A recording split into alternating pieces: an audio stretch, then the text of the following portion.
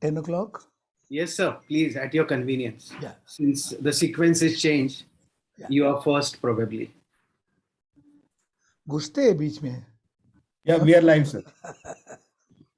Very good morning to all the viewers of this webinar. As is the norm in the Bombay Orthopedic Society, we are starting dot on time. On behalf of the BOS, I welcome all of you to the second Connect meeting of the year. This meeting is a collaboration between the Bombay Orthopedic Society, the Maharashtra Orthopedic Association, and the Thane Orthopedic Association. And I thank both the societies for the same. I would like to thank the President of the Maharashtra Orthopedic Association, Dr. Vasudev Gadegone, the Secretary of the MOA, Dr. Narayan Karne, the President of the Thane Orthopedic Association, Dr. Abhay Kulkarni, and the Secretary of the Thane Orthopedic Association, Dr. Rahul Deshpande, for helping us collaborate and set the meeting. I would also like to thank our convener, Dr. Ashish Fadnis from Thane Jupiter Hospital, for collaborating and helping to set up this meeting. I now invite the Honorable BOS President to start the meeting and to give a welcome address. Over to Dr. Sangeet Kamal. Good morning to all. This is an outreach virtual clinical meeting.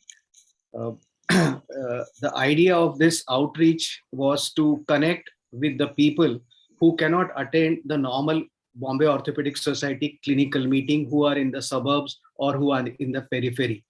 Dr. Ashish Fadnis has taken the initiative of collaborating with the Bombay Orthopedic Society and the Suburban Society of Thane and surrounding area, so that all of the delegates, all of the members get a chance to present in the clinical meeting.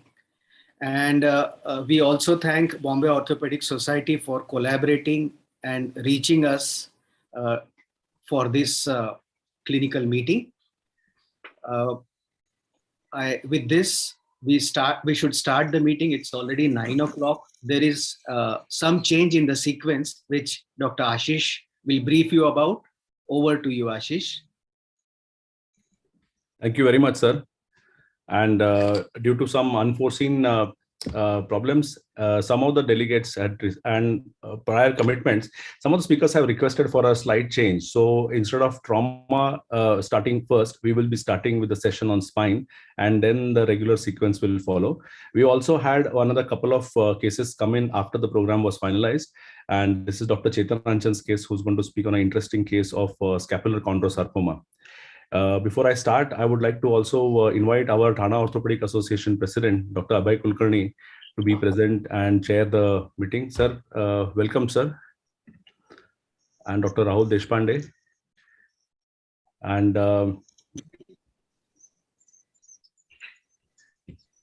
to start the proceedings, I would like to invite our senior most colleague, our mentor, and the person who we can always lean on and sort of nudge to keep us going is Inga Haika sir. And Inga Haika sir is our director of the spine clinic, and he's been like a father figure to most of us. So I would like to start this clinical meeting with sir's case, and Dr. Bharat Dhanani would be presenting on his behalf. Over to you, Bharat. Can you start sharing this, please? Thank you, sir.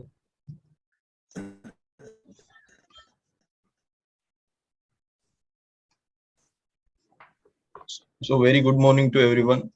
Good morning to Gauhale sir, Kenny sir, and thanks to VTI sir and Fadnis sir for giving me this opportunity.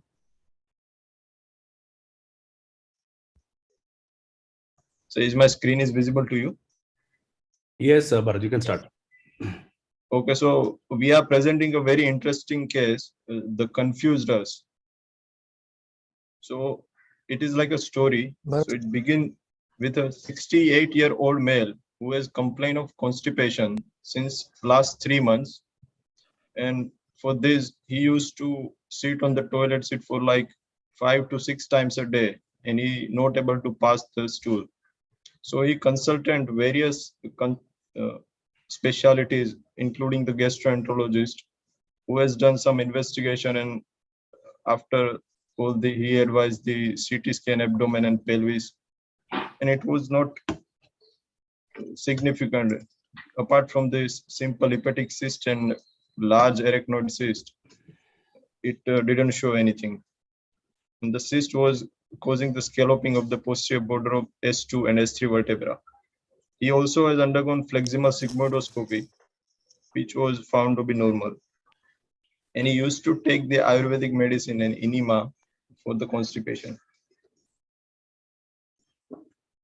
And one day he came to OPD with the complaint of lower backache and the numbness over the left gluteal region. So we did the thorough examination of the spine. There was no spinal bony tenderness, no spasm. Lumbosacral spine RM was good. Bilateral SLR was negative. But there's one finding that reflexes were sluggish on the left side. And there is a hypoesthesia over the left sacral and buttock region. But the motor power was 5/5 on both the lower limbs. When the patient came to us, he has already done the MRI because it was advised previously, and he has completed all sort of investigations. So this is the MRI picture of the patient. It is showing the Tarlow cyst at the S2, S3 region.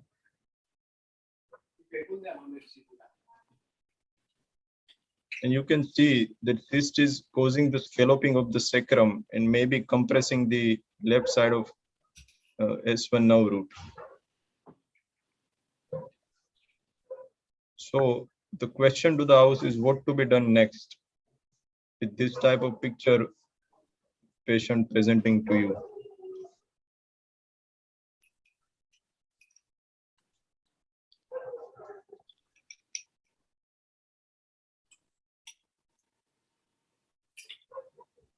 Can you stay on the MRI picture? Yes, sir.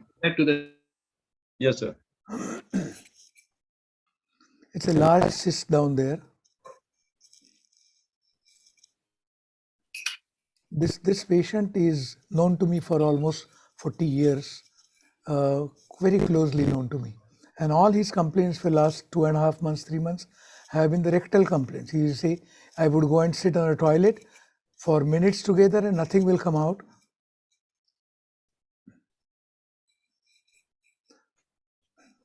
And that was the main complaint. And this was the finding on CT, which was done by abdominal people. And then we got this MR done. What about his sensations, perineal sensations?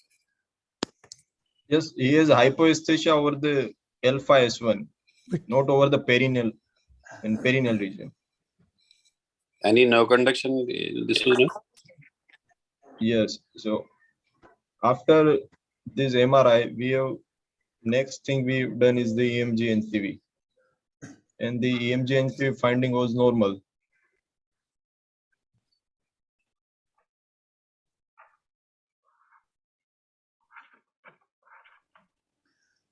So, this made us think that probably this is not the source of his trouble. Or rather, we were confused as to what exactly is happening. And his emphasis all the time while talking was about rectal complaints. He was ambulant, walking about, doing work. Bharat, proceed. Yes.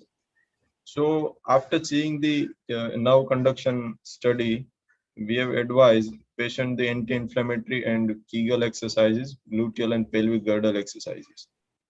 And patient went home, but after 3 weeks, patient admitted again with the complaint of constipation, but now he has difficulty in walking and loss of urinary sensation and tingling and numbness over the buttock and the both lower limb. And it has happened within the 2 to 3 days time period. This time we have done the examination. There was no tenderness, stiffness, spasm. Bilateral SLR were equivocal. Bilateral ankle dorsiflexion and plantar flexion power was 4/5 this time. Bilateral EHL EDL and FHL FTL was 4/5. And he has hypoesthesia over the L5S1 and perineal region. So by looking at this picture, we have advised the contrast MRI. Contrast MRI was done, which was again showing the cyst and some enhancement over the L1, L2 region of the arachnoid and the spinal cord. Any takes on this? Anybody has anything to say? Bharat, stay on that. Yes, sir. Anybody wants to say anything about that?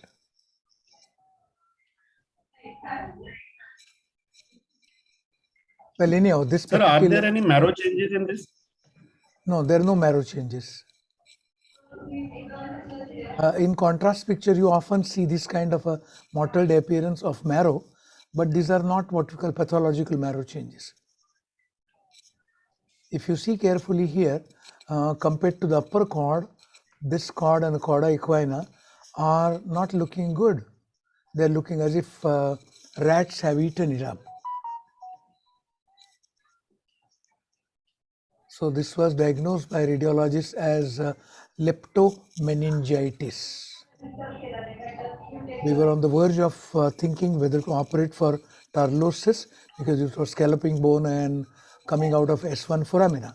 But his first complaint came on the right side while the tarlosis scalloping was on the left side.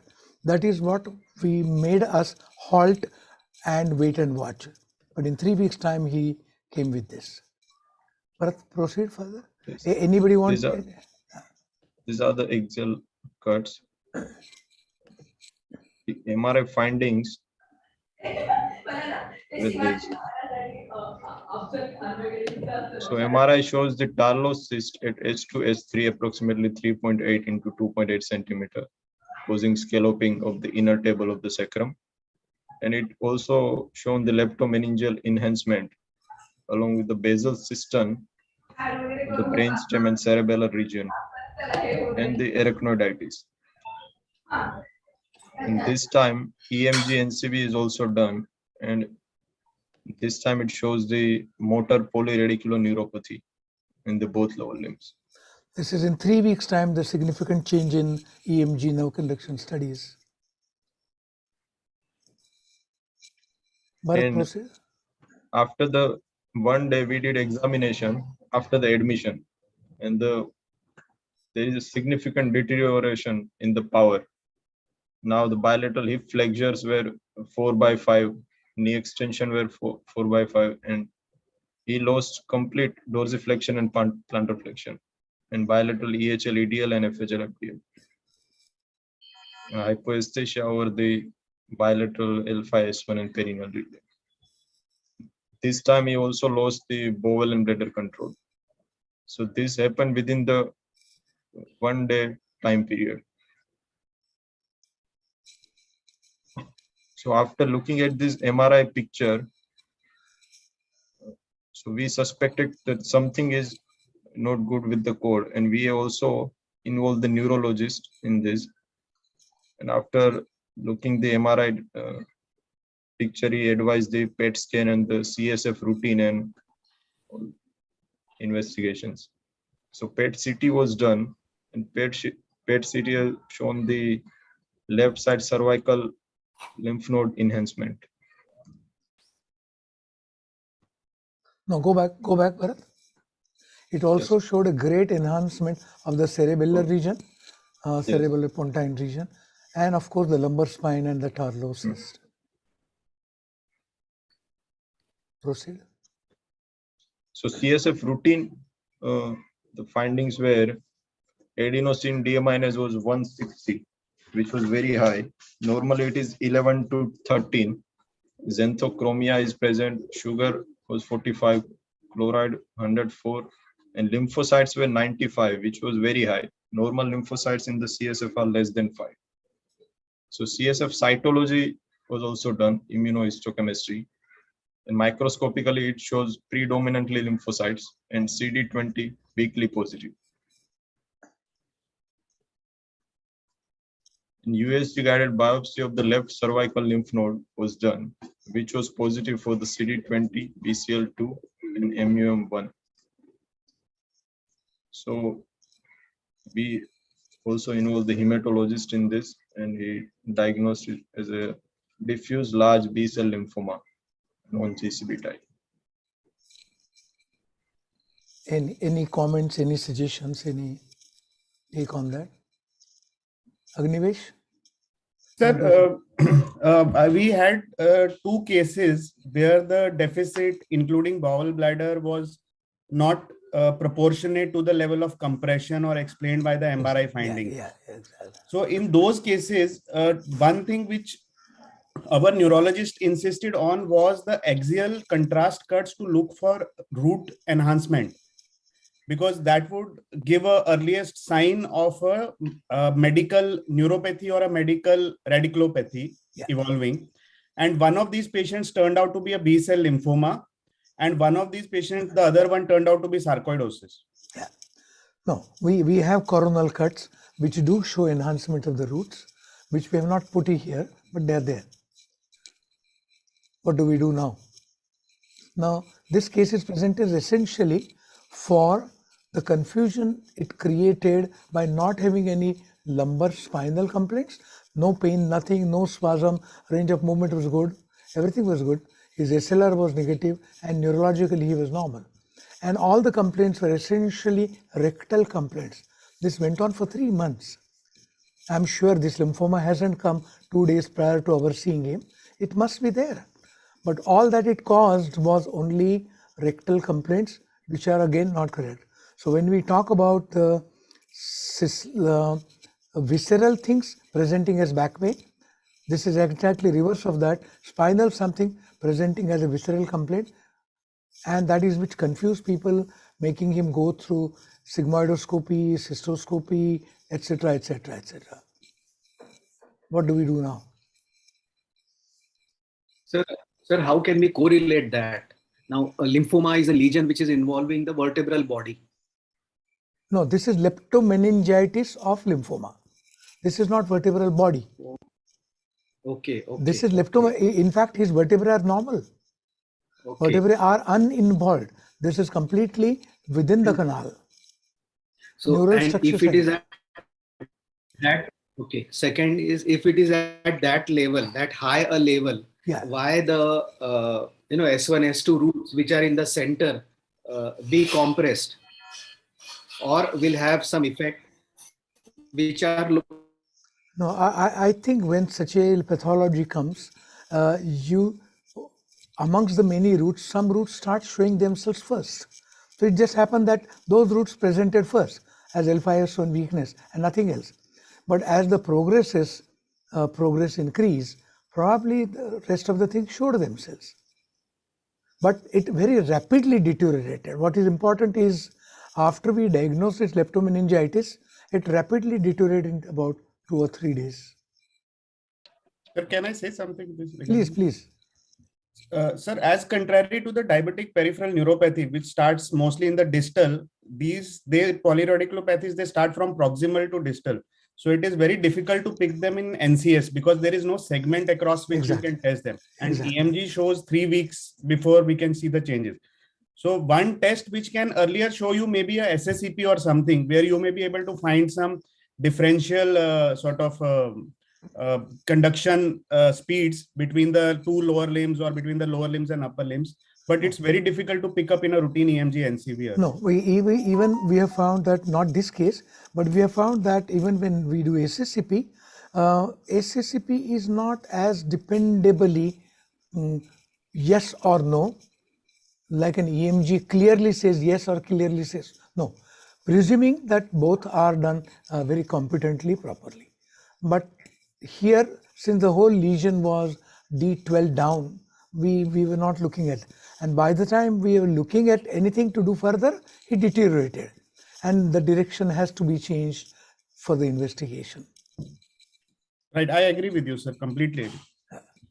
No, the point of showing this case is that the complaints could be completely unrelated to the orthopedics, and in fact he came to me saying that sir, this is what is happening to me. I've been seen by 2 doctors. This has been done. Nothing has helped. Can you suggest somebody else? That is how he came to me. He came to me for suggesting somebody else who can take care of his rectal complaints. Bharat, proceed. Yes, sir. So the treatment regimen for the management of the DLBCL is R-CHOP regimen. It is the combination of rituximab, cyclophosphamide, doxorubicin, vincristine, and prednisolone. IV every 3 weeks for the 6 cycles. And there is an intrathecal methotrexate, citarabine, and hydrocortisone. Twice a week till the CSF comes negative, plus additional 2 cycles. The cure rate of the disease is 50 to 60%. All in all, saying that this, go ahead. Primary leptomeningeal lymphoma, the incidence of it is 7% of all primary CNS lymphoma. The median age of the diagnosis is 57 years. And change your median slide. No, so this is the okay. The median survival after the diagnosis is 8 months. It is shown in the literature. Anybody has any take on this? All right, so the patient currently is in the treatment. He has shown some partial recovery of hip flexors, knee to some extent, but his both feet are still on the weaker side, is splinted and is ambulant with walker.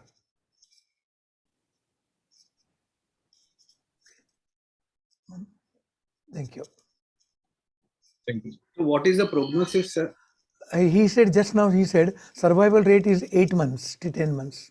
Oh. Of the neural recovery. Neural recovery, even if it's there, with this kind of involvement of the cerebellar area, cervicomedullary junction, and lymph nodes in cervical spine, probably survival is not a long thing here. The general rate is about 8 to 10 months. No, sir, the neural recovery is going to be stagnant, is going to deteriorate. Yeah, it will deteriorate because there is intense involvement of the local area.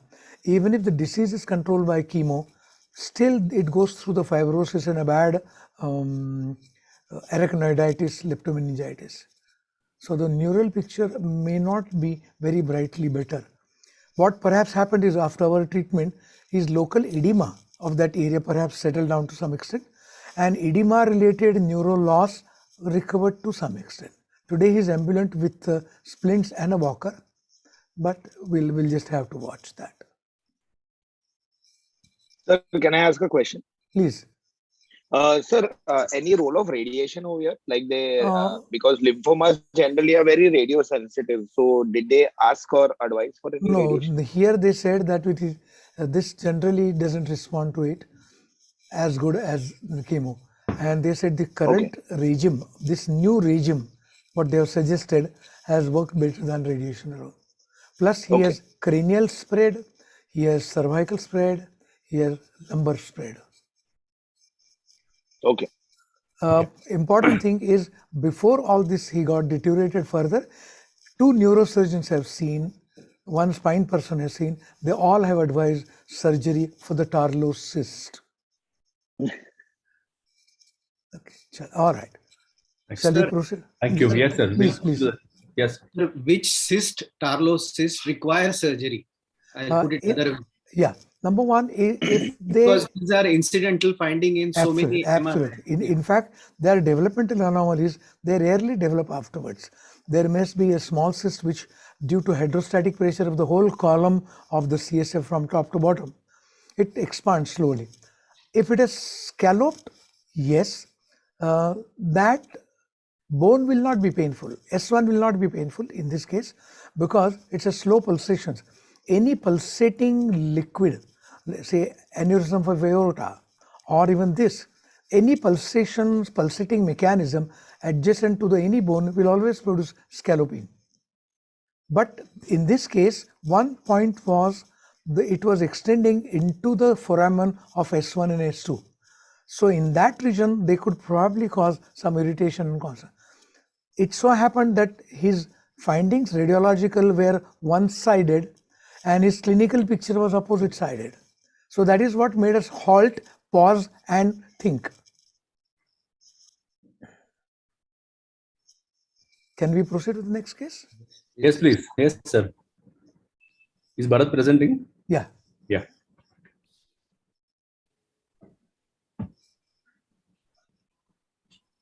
The next case is on the long-term results of the DL spine injury. Yes, sir.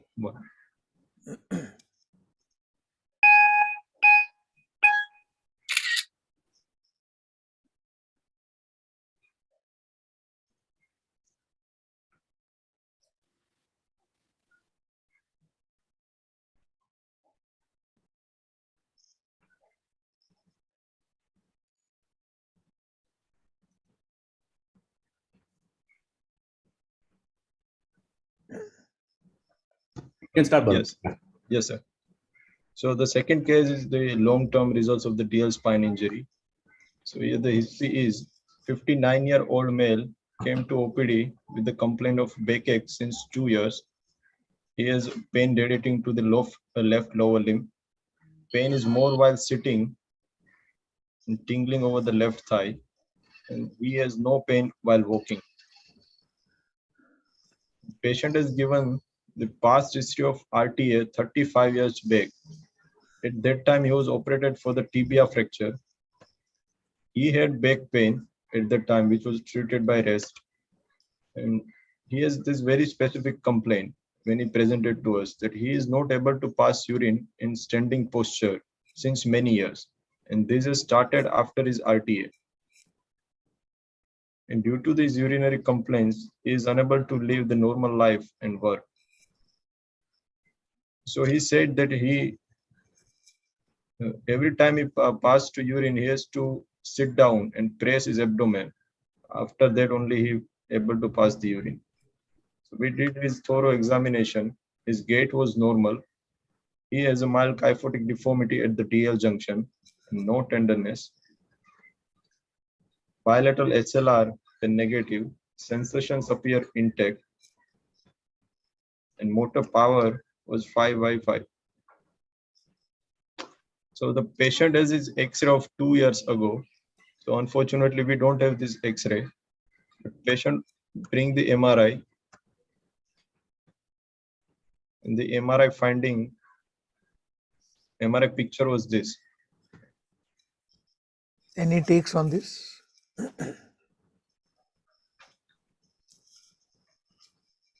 Clinically today, the fracture which is seen here is inconsequential clinically today. Any takes on this? Sir, Go ahead. sir, that's the DL junction fracture, which is impinging on the cord, causing a post-traumatic syrinx, and that slowly and gradually is going to give you these delayed presentations of weakness over time. Yes. Any other take on this? Do we have that CSF flow study sequence for this? It sometimes Yes. is able to show a block at the level. Yes, it is. Next slide is. Yeah. And any dynamic instability? No dynamic instability. We study for that. Now, present complaint is L5S1, which I think probably related to chronic lordotic posture. But again, it's not much of a thing. Rarely, sir, conus, any conus, this thing. No, nothing. Can also cause a L5S1. Yeah, it can cause. See, upper lesions can cause lower roots. They can involve lower roots and not the local roots, or the pathognomically peculiar roots they may not involve. Now here we were playing with our mind. Did this guy had a developmental syrinx?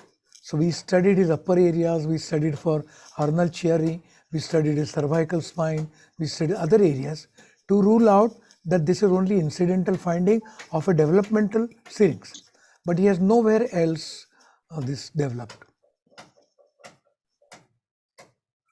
So we have all the reasons to say that this probably is related to the trauma. Bharat, proceed next slides. So the radiologist has reported it as an old osteoporotic compression fracture. But this was a L1. RTA. And the central syringe extending from the D6 up to the D12 L1 level. So the axial cuts. We can see the central syringe in the.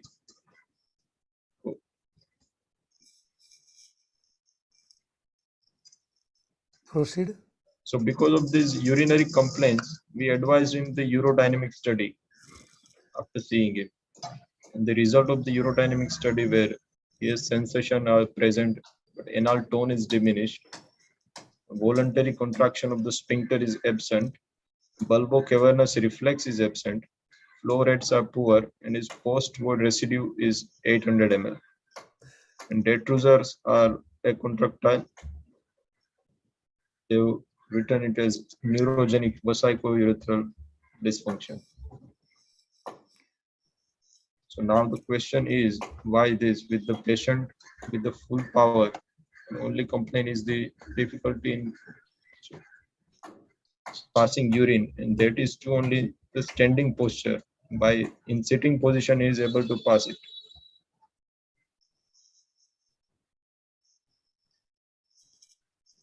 Any take on this? Agnivesh, Priyank? Sorry, Dr. Bharat, what was it? In standing, he's able to pass urine. Yeah, I mean, he has to give a pressure. He has to, he cannot do it in standing like normal people would do, go to the urinals and do that. He has to sit down, flex forward, give pressure, then he'll pass. So he's using his abdominal contents and muscles to squeeze the bladder. Unless he increases intra-abdominal pressure, he doesn't pass urine. So this is because of this atonic bladder. That is the reason why he's having this overflow incontinence, and these patients typically complain of this way. And I feel, sir, it's because of the post-traumatic syrinx that he started developing this. Because the syrinx is a very slow-growing central lesion. You'll start with the central functions like the bladder getting involved. Slowly, he'll start having the other muscular involvement. So if you just kind of let him be like this for a couple more years, he'll definitely start having some muscular weakness also in the lower limb. That's what my guess is, sir. And and you have done everything otherwise to prove that there is no other structural problem. No. So everything points down to that fracture. Yeah, this man has undergone a large number of urological investigations. He has undergone cystoscopy and all investigation 3, 4, 5 times. Bharat, just keep the MRI slide on for the benefit of the audience. Yes. Yeah. This is a contrast area. The point of showing this case here is that very often we have a vertebral injury, minor or major. The patient has temporarily local complaints, back pain, etc. And then thereafter slowly neurological things coming involved. We have seen number of patients who have cord hematoma, especially cervical upper, cervical dorsal junctions. Cord hematoma, but no cord compression. And these are the ones which often go for syrinx. So we don't know whether none of his old investigations are available. At that particular time when he had this injury, 35 years back, none of the investigations are available. And that time his CT scan or MRI was not done. Plain X-ray was done and he was just treated. Point is, if a patient has a complaint, why we say cauda equina involvement must be attended to. We had 2-3 more patients, especially it was a young girl, 18-year-old girl. She had a fall from almost 11 feet height, no fracture, but back pain and very minimal compression of upper end plate of L1. Nothing more than that. She came walking to us, but she had urinary complaint. And this is almost about 17 years back. Her bladder function has not recovered. So if a patient has a urinary complaint or think at that moment, we have to closely watch that, don't leave them alone. When we treat these patients non-surgically, we also have to keep watch on these people.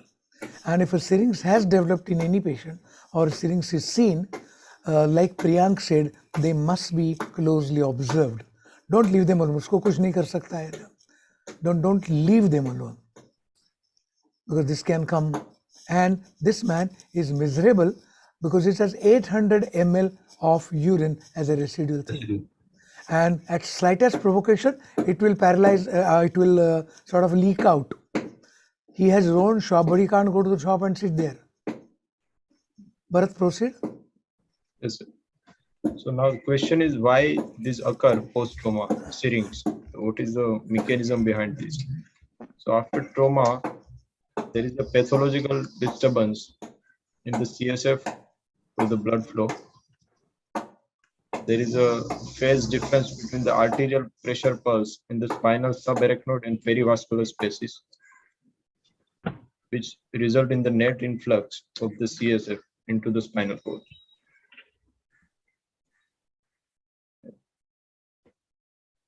So there is something called pre-syrinx state that is give the idea about the how the syrinx is developed later on. So as soon as the intrinsic fluid storage capacity of the spinal cord is overloaded, medullary edema may develop, and this can be the first sign that the patient will develop the syrinx later on. It is shown as the hyperintense T2 signal, which is the pre-syrinx state.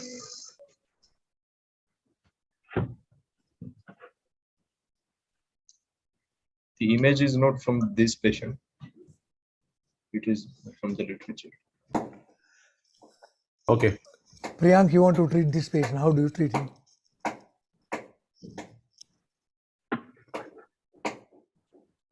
We will try to hurry up now.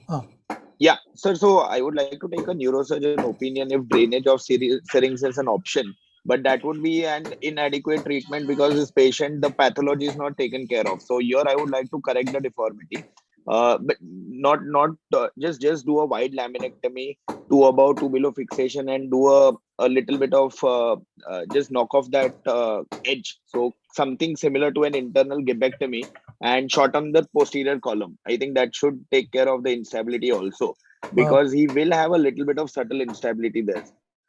Priyank, he has no local pain for last 30 years. He has pain which is L5S1. So that is exactly why I would actually involve my neurosurgical colleagues, because I don't have experience on how is the recovery post drainage of syrinx. If that's an option, I would consider that. Bharat, if that's, Bharat, show the next slide. Yeah.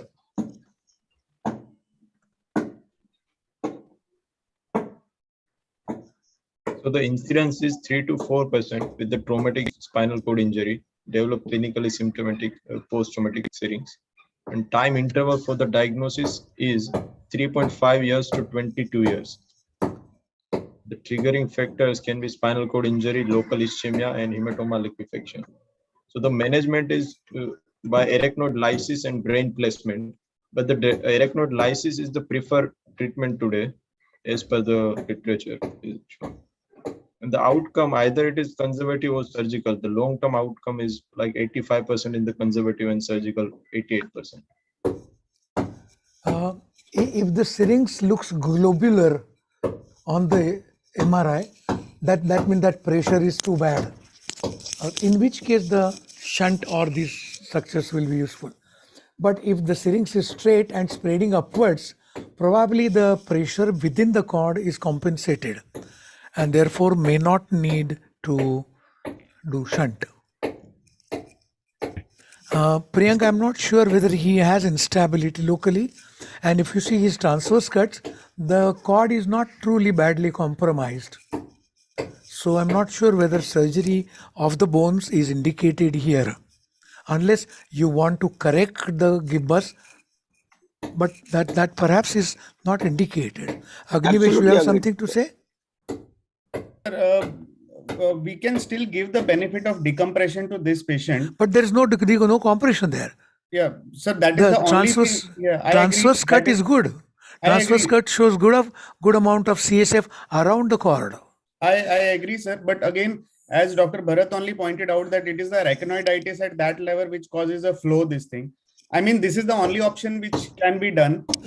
Regarding the fixation part, it's the means if surgeon is convinced that there is no instability, then I don't see a point of fixation. Although in the same, if I offer surgery in the same surgery, I may do a posterolateral uninstrumented fusion at the 3 levels which are there. I may not put any implant, but in my mind, I would like to offer the patient both this thing, that this is the only option which can be done. Otherwise, it is sort of live with it. Any other inputs from anybody? No, I think so. You can proceed. Yeah, we are finished with the case. So purpose of showing this case was when you treat patient non-surgically, don't go to sleep. Let them come and follow up with you every 1 year, 2 year, 5 year, whatever it is. Thank you. Excellent. Thank you, sir. Thank you very much. So invite Dr. Priyank Patel to present his next case. Priyank, can you start? Sharing.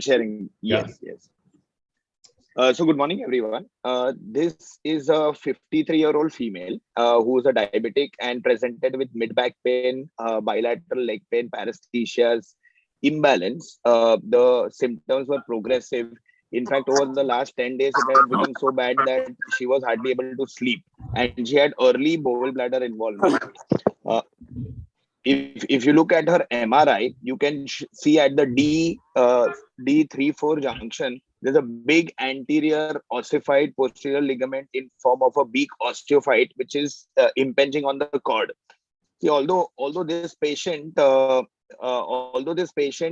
MRI looks very inconspicuous, a very small thing irritating the cord, but clinically the patient was very bad. And if you look at the MRI images at the level, you will see in the middle picture you have a big calcified ligament which is pressing on the cord, with the cord above and below free. When we did a CT, we realized it's like a completely ossified beak which is poking into the cord, and there's hardly any, like the cord has become absolutely thin.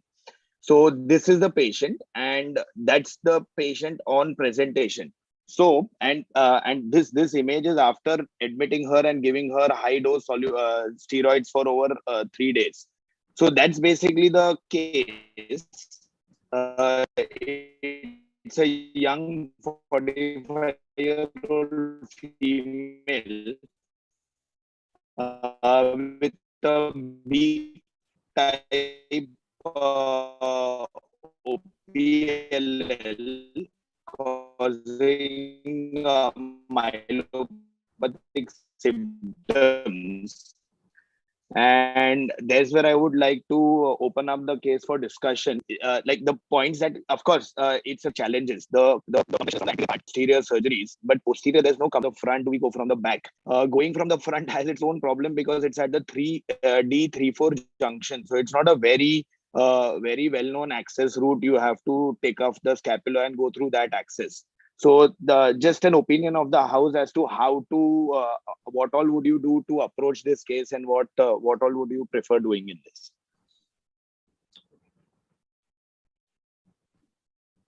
So anyone, any take? Yes, there are quite a few spine guys on. Yeah. Raman sir is also here. Yeah. Raman or Dr. Abdul Kale, and I think Dr. Mukhi is also here. So anyone, Agni, Raman sir, VTI sir has seen this case, so I know he knows about it. But Agni, you would like to open up the discussion? Raman sir, Dr. Mukhi. So basically, this is a compressive myelopathy. So there is no discussion on the indication for surgery. I think that is all well decided that it needs a surgery. Now, the discussion comes whether to go from the front or to go from the posterior side. So from the front, it has its own disadvantages, as you sort of pointed out. Correct. That it's a high thoracic approach, and the risk of CSF leaks in these cases is very high. And if you have a CSF pleural fistula, it's a very troublesome situation. And from the posterior side, you have a problem with respect to the access to this OPLL, whether you will be able to remove the OPLL or not. If the OPLL or this giant calcified disc is laterally situated, then the indication is posterior. Since it's central, that goes more towards the anterior side. Now it's a surgeon's discretion which way he feels is more comfortable tackling the situation. Correct. So this is exactly what is going, because classically we have been taught that these type of lesions, you deal with it anteriorly. And I've seen a couple of anterior cases of this lower down in the thorax. The biggest problem is that entire calcified mass is absolutely stuck to the dura. So when you actually end up removing it, Sorry, is there a problem at my end or? No, I think it's a problem at Priyank's end. Neural defect which is there. And if you have a pleural injury at the time of exposure, then it's a big mess because it's anteriorly. So that was my anxiety. And I'll quickly just check. So that's exactly the thoughts that had gone through my mind. Raman sir, are you there? Yeah, I'm here. Hello. Yeah. So Raman sir, what would be your take? How would you approach this case, and any special precautions you would take while dealing with this case? Yeah, if you see the CT cut here, you can see the lower spine, they are fused anteriorly. Correct. Okay, so I would expect this PLL ossified as well as adhere to the cord. Correct. So coming from the front would be dangerous for me. So in her case, definitely I'll go from back. I will do one level above, one level below, also laminectomy for the cord to relax quite easily over that curve and then fix it. That is correct. The way to go ahead. Because in dorsal spine, where you have very minimal movement between the segments, one single level laminectomy and decompression doesn't make the cord fall back. So you need to do a prophylactically one level above and one level below laminectomy so that the cord relaxes quite easily. And I would not touch the anterior osteophyte at all, because 101% it will be adhered to the cord.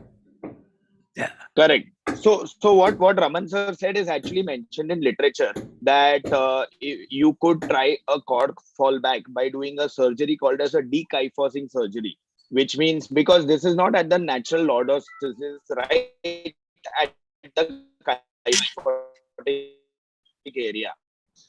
So you can pass screws above, below, and try to straighten up the spine. The only issue here is that generally in literature, the results of that surgery are not very promising for two reasons. One is that we cannot predict the amount of cord out. Anteriorly, the patient has got fusion at multiple levels. So dekyphosis, theoretically, yes, but practically might not be possible. Yes. Just switch off your video. It will improve the voice quality. Priyank. Yeah. Your voice is coming very slowly. So just switch off your video so that we can see everything better. And the slides are frozen on that MRI picture. That's the correct one, right?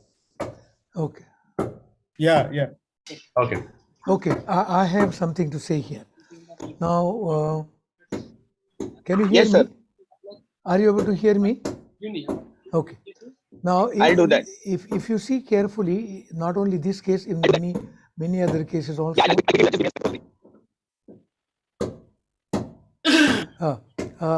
Even if you decompress it from behind, say you do 1.5 level above, 1.5 level below laminectomy, the dura definitely bulges out of that, sure enough, fine. But the cord inside, which is stretched over the hump, may continue to stay there. You will have a much wider CSF sleeve behind after you have opened up wonderfully well, but cord which is being poked into by this may not necessarily be comfortably easily out. One thing which we have done once in the 2-3 times in the past about tuberculosis, when we can't go and exercise this, we have done local rhizotomy. If you release the roots, the cord has possibility of moving backwards, Otherwise, even after doing a lot of decompression from behind, the cord doesn't move back. It stays there itself. It doesn't move back. So either you go anteriorly, which is according to me a very risky proposition. It's not that we cannot do it. If you look at the lateral sagittal cut of the CT, that's exactly the approach we like to use, what is called lateral rachotomy. That means opening the spine from the lateral side. You go exactly like this, try to say as best possible extra pleural and get into this. Go to the anterolateral part, excise the pedicle if you want, decompress the cord from one side, open it completely from one side, then try to go anterior to that bony growth, remove material anterior to that and try to collapse that into that cavity that you have created. If you try to separate out, but if you have burr and those things, now you may be able to go on very gently do this. Again, the risk of this being adherent to the dura is very, very high, and one has to be really very, very careful.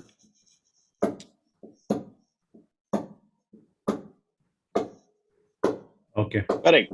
So what do you do? So all opinions taken, and I'll just quickly, yeah. So in this patient, what I did is I took an all posterior approach. Now these cases are described in the literature, and I went through the literature. It's very rare. It's very scarce, but there are literature where it tells that at what stages the patients develop deficit, and there are 90. And the incidence of neurological deterioration is as high as 90% in the reviews. So the first thing that happens is as soon as you do laminectomy, there is a increase in the kyphosis, which completely cuts off the signals at the cord level. So the first thing that I did was stabilization of the spine. After doing stabilization, like Dr. Raman said, I removed the cord is adequately over the clinic and fall back itself. So I wanted to get the out. So I put it off on the left side, and then there's a some ribs, and you see the deformation that's that decompensation there. Post that I use this with the body activated and slowly started cutting into the bone. So if you see, this is how it works. So basically what happens is just above and below the osteophyte, you have the body, and in between you have like a mountain of the bone. So slowly and steadily, I started digging into it, exhaling the bone. And so the idea is that you start cutting off the Priyank. osteophyte from one end to the other end, and Priyank. go from We one just can't side hear him. of the canal to the other side of Priyank. canal. Sorry, we can't see or hear And anything. eventually, if you see how And deep get a new router and new internet connection. Yeah, Priyank, I'm so sorry, we couldn't see or hear anything. On the opposite side. So that's how I removed the osteophyte. Ashish, can you stop sharing? Yeah, so I'm just trying to see that. Hello, Priyank. I have muted, sir. I muted him and stopped the sharing. Yeah, I'm. Ashish, can you Yes, excuse me, please? Yes, sir. So what we'll do is we'll move on to the, we'll share Priyank's presentation later if needed, and we'll move on to the next presentation, which is the trauma session coming up. And Dr. Raman Umralkar is the first speaker. If you can, sir, if you can start sharing the screen, please.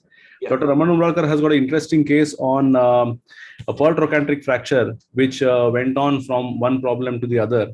and he would take us through what he learned and what we can learn from that case. Good morning, sir. Good morning, everybody. And also welcome Dr. Abhay Kulkarni. He's also here, and Dr. Rajendra Wankede has also joined us. Good morning, sirs. Yeah, one second. Let me make it full screen. Am I visible? Yes, sir, and audible. Yeah. I'll just put this out.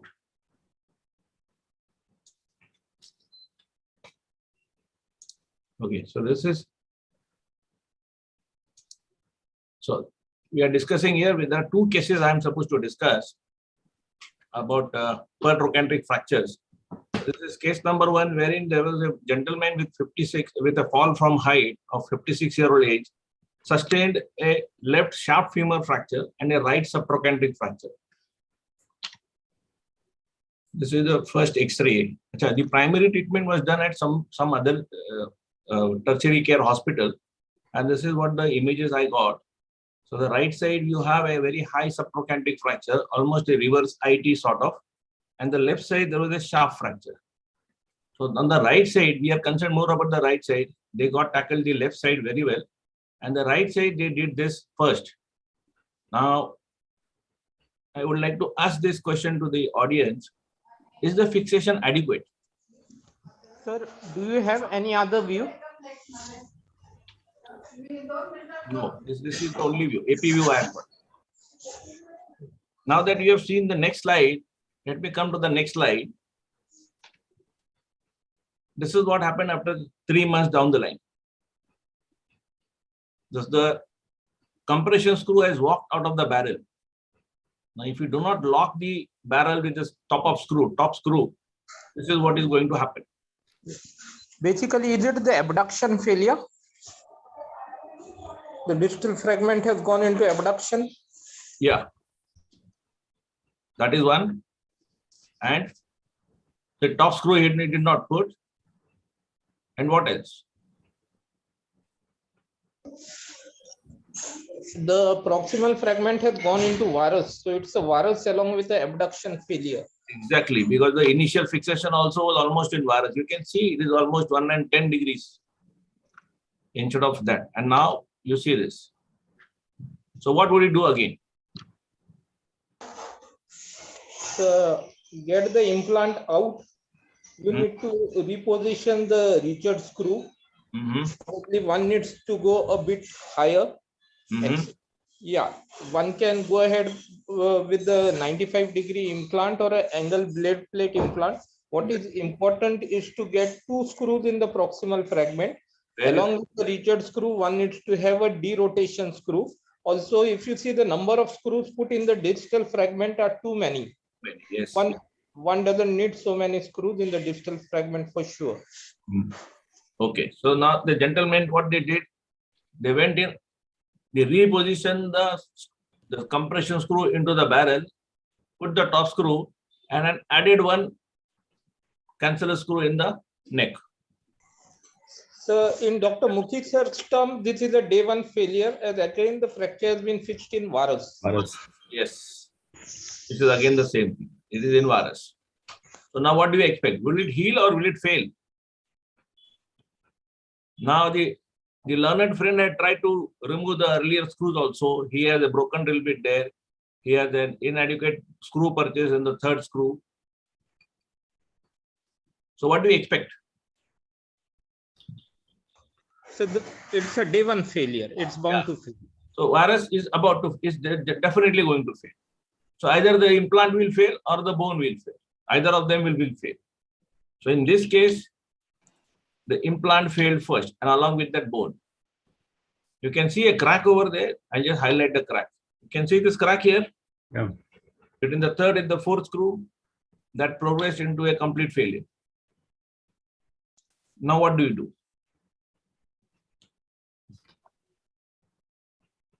How do you revise this? This requires revision. There is no doubt in that. So there are 2 options one can go ahead with. Take out this implant. Okay. Restore the neck shaft angle to a valgus. Very nice. One is put in a fibular strut graft and put in a proximal femoral locking plate or a 95-degree DCS. The other option, the second option, is to use a dual construct. Use a proximal femoral nail, a long nail, along with a proximal femoral locking plate, a dual construct. Perfect, perfect. Absolutely perfect. Now, what this went ahead and they did this. Now, what do you expect?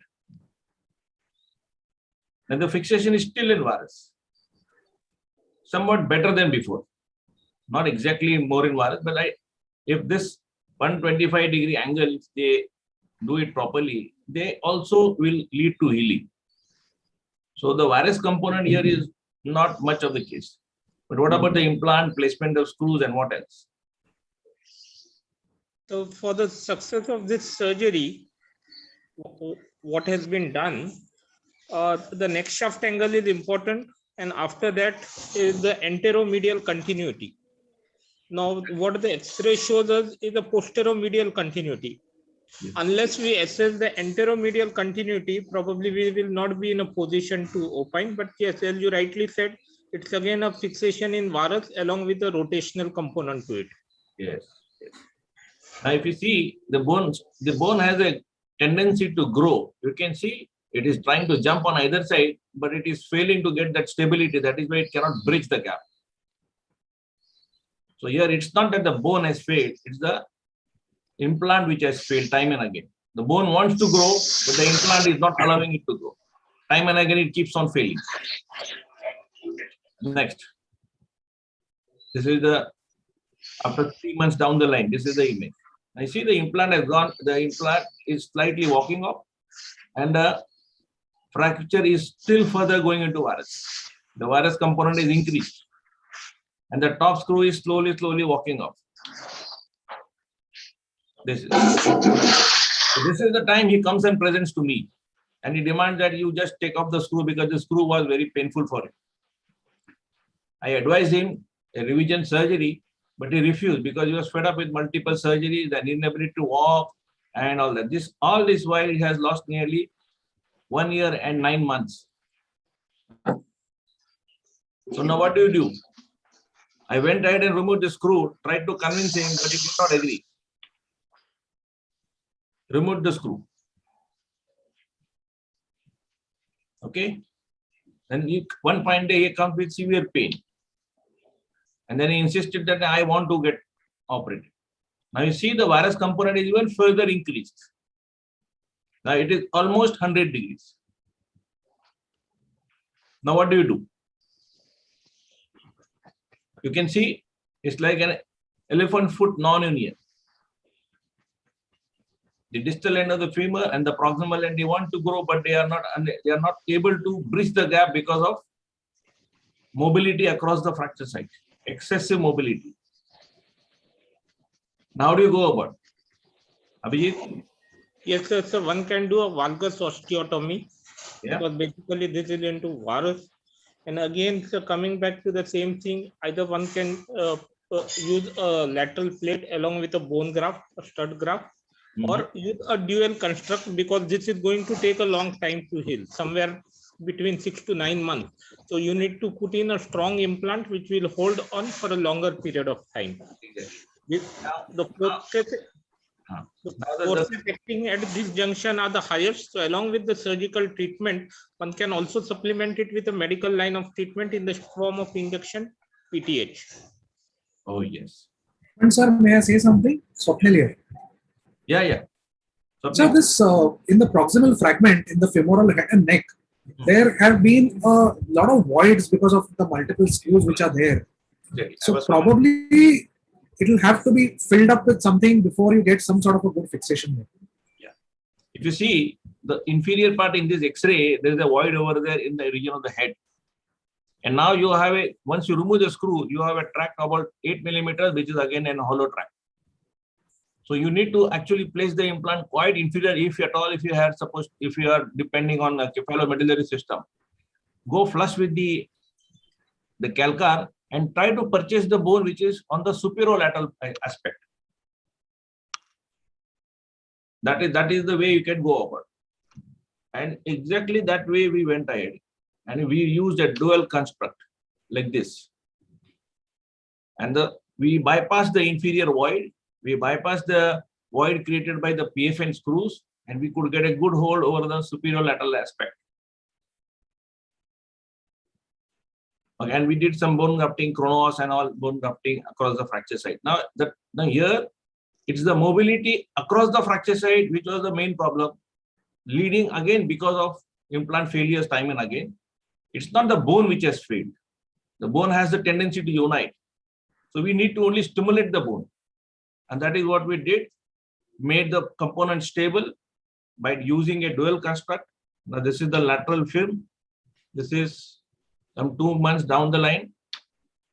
This is around 6 months down the line. You see the fracture unite and the patient walking very well.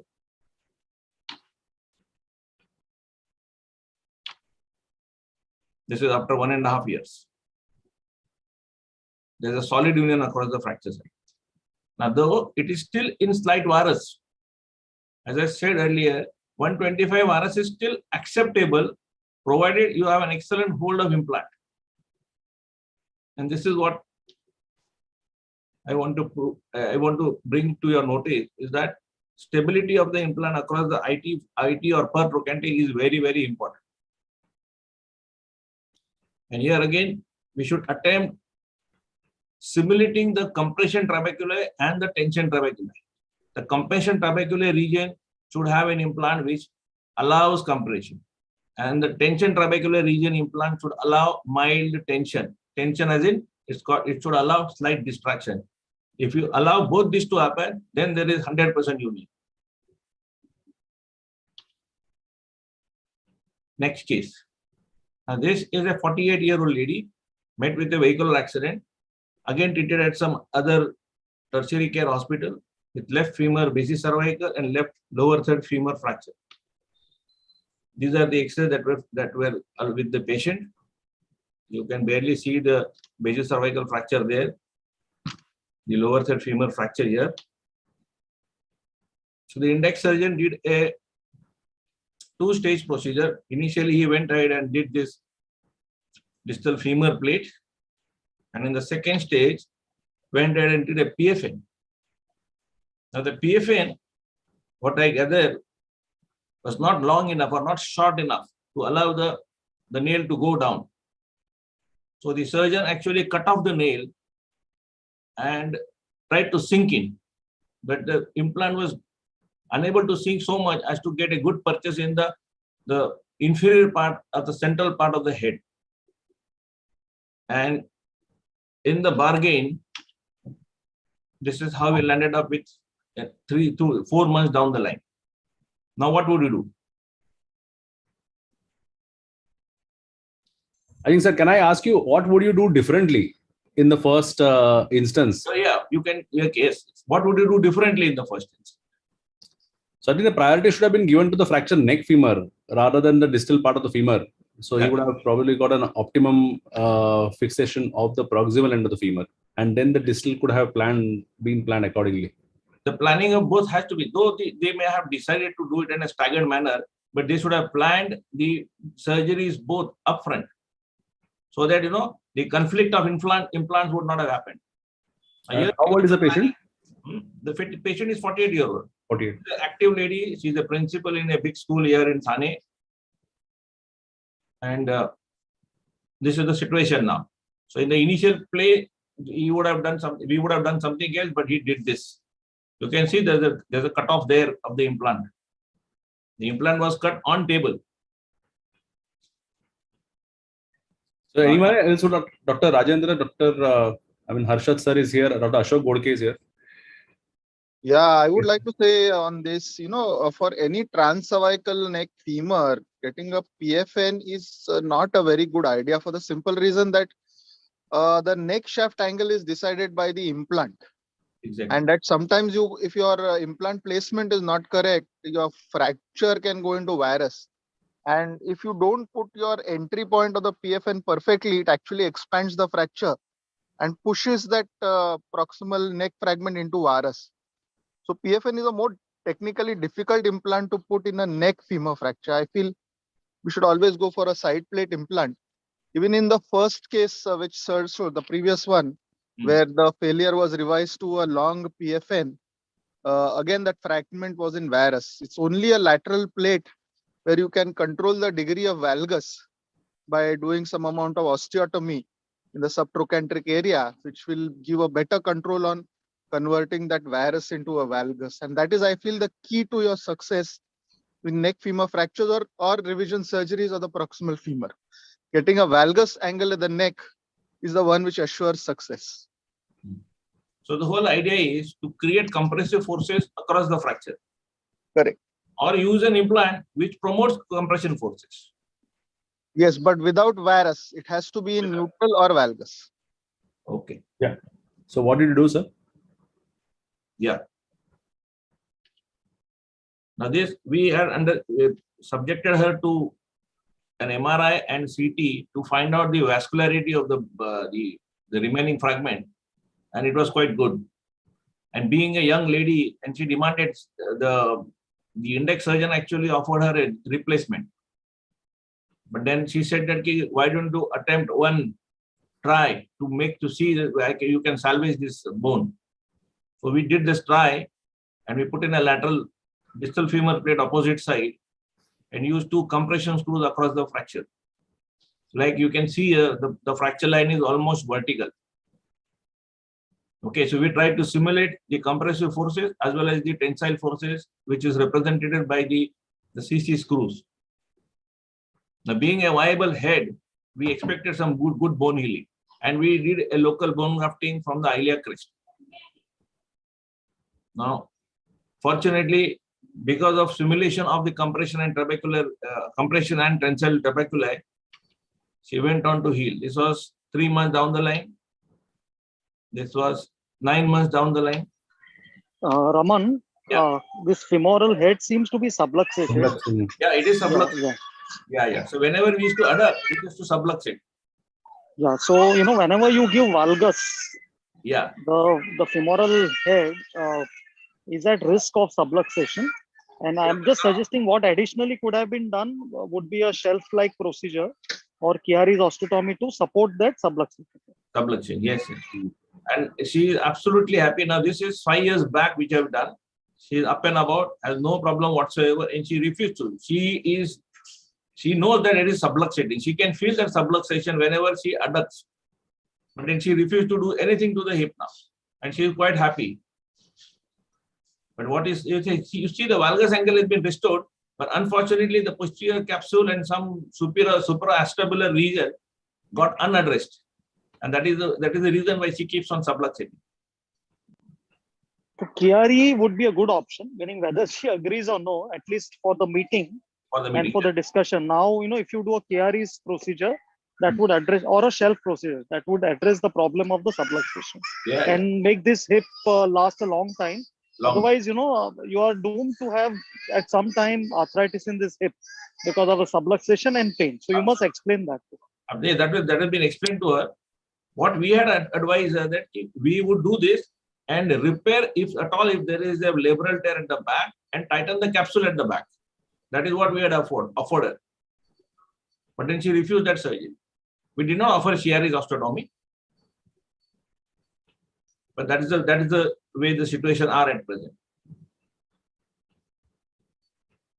Okay. So the take-home message is hip fractures represent a major global healthcare problem that may become more prevalent as the elderly population increases. The goal of surgical treatment of hip fracture is in elderly to allow for early mobilization and weight bearing. While displaced femoral neck fractures are usually treated with arthroplasty options, non-displaced and minimally displaced fractures can be treated with canceller screw fixation or sliding hip screw, with recent evidence favoring using of sliding hip screws for selected patients. The choice of sliding hip screws for and medullary nail fixation for intertrochanteric fracture depends on the overall fracture stability as well as involvement of the lateral cortical wall. And it needs to be further studied. Further research needs to be done as to what is the best treatment possibilities for this geriatric age group. Thank you. Excellent. Thank you very much, sir. Thank you. So we quickly move on to our next colleague, Dr. Rajendra Wankhede is from Kalyan, and he's got a couple of interesting cases to present, and he is presenting on a posterior fracture dislocation of the shoulder, and not as mentioned the posterior malleolus fracture. Is that correct, sir? So you can stop sharing the screen, Raman sir. Yeah, I've stopped sharing. Okay. Yeah. Sir. Priyank, hi. Hi. Sorry, there's some construction going on, so I'm back online. Can I quickly show what I finished in that case before we start? Is it possible? Yeah, you can do that. You can finish it. Thank you, sir. So we were at the intraoperative pictures that you had exposed and you had put the screws on. Correct.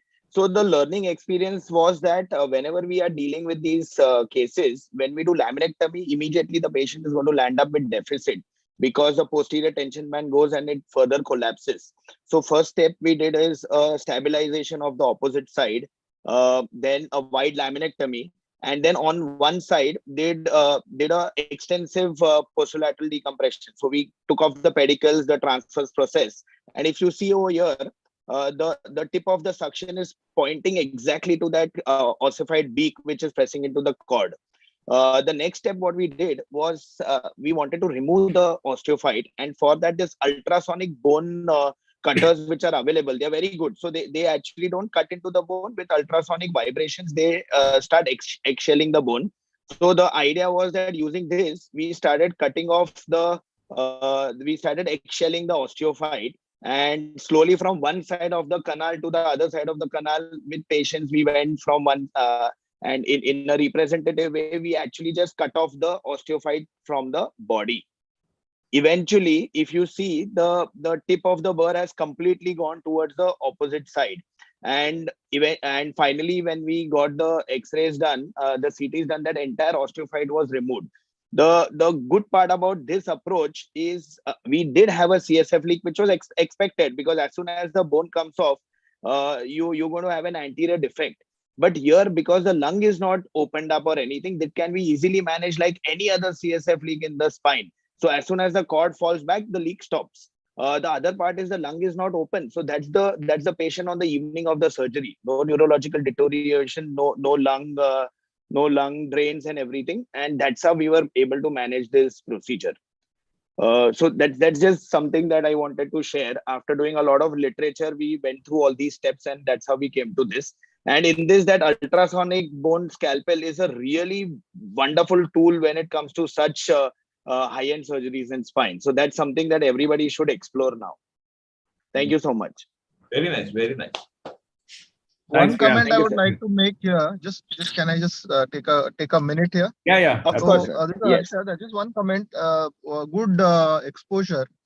Here now, the warning which you should kind of keep in mind is that whenever there's an osteophyte impinging the cord, part of that bone is adhered to the dura. So whenever you try and take it out, there is always some amount of dura which tears off along, however careful you are. Correct. So you should have kind of what he did before, Priyank, is just make an eggshell and leave portion of the bone attached to the dura, so that the dural, it's very difficult. It's easy to say, very difficult to do, because you're doing from the other side and you are not visually able to access the entire anterior surface. You're seeing it from the side. It's a little difficult to do. Another approach for this is what we used to do is the anterolateral decompression, but through a posterior approach, where we remove part of the ribs from one side, the rib which of the affected area, and from there extrapleurally you can go down. In this approach, the advantage, you don't have to remove any lamina. So it is the lamina is protecting the cord, so the cord is not seen also. In fact, you go anterior to the cord across the pedicle, removing the pedicle from the lateral side. And if you feel it is global, you can do a bilateral rib excision and then go without doing a laminectomy. So that will protect your posterior tension band. Your need for a posterior implant may not be there. I'm not saying it will not be there. I'm saying it may not be there. And from that approach, if necessary, you can put an anterior cage also. So that will give you a kind of anterior plus posterior stabilization. It's a good approach which you've shown, Priyank. Correct. Thank you, sir. One suggestion, Priyank. Instead of eggshelling the osteophyte, you should have created a trough in the body, the inferior part of the superior vertebra and superior part of the inferior, and allow that the osteophytic portion sink into that. So you would not have encountered the CSF leak. Correct. So, sir, in fact, all these steps were planned based on the literature which is there. So the literature says that if you're not going to put in the screws, as soon as you do a posterior, even with dissection, it starts collapsing and it causes a deficit. The reason why, so the first step was a dekyphosing surgery where we put screws, we removed the facet and dekyphosed it a little bit. The laminectomy, so that when we are doing the burring, in case there is a little bit of impact on the cord, there is some fallback. If there is if there is a lamina behind, it's a sure shot deficit. So they actually have studied at what stage of surgery they are losing potentials in the intraop neuromonitoring. So based on all these literature, every step we tried to cover, and I was happy that we got a good result, because we had like massively counseled for, and we were prepared for a very bad outcome, because we have done 2-3 such surgeries in the past where the outcomes have not been good. But by this approach, I was very glad that we were able to salvage the patient, and they actually did much better than what we expected. Good. Okay. Thank you. So we'll move on to the next case, as we are running slightly short of time. Dr. Rajendra sir, would you like to share the screen, please? Allow me to share. Yeah.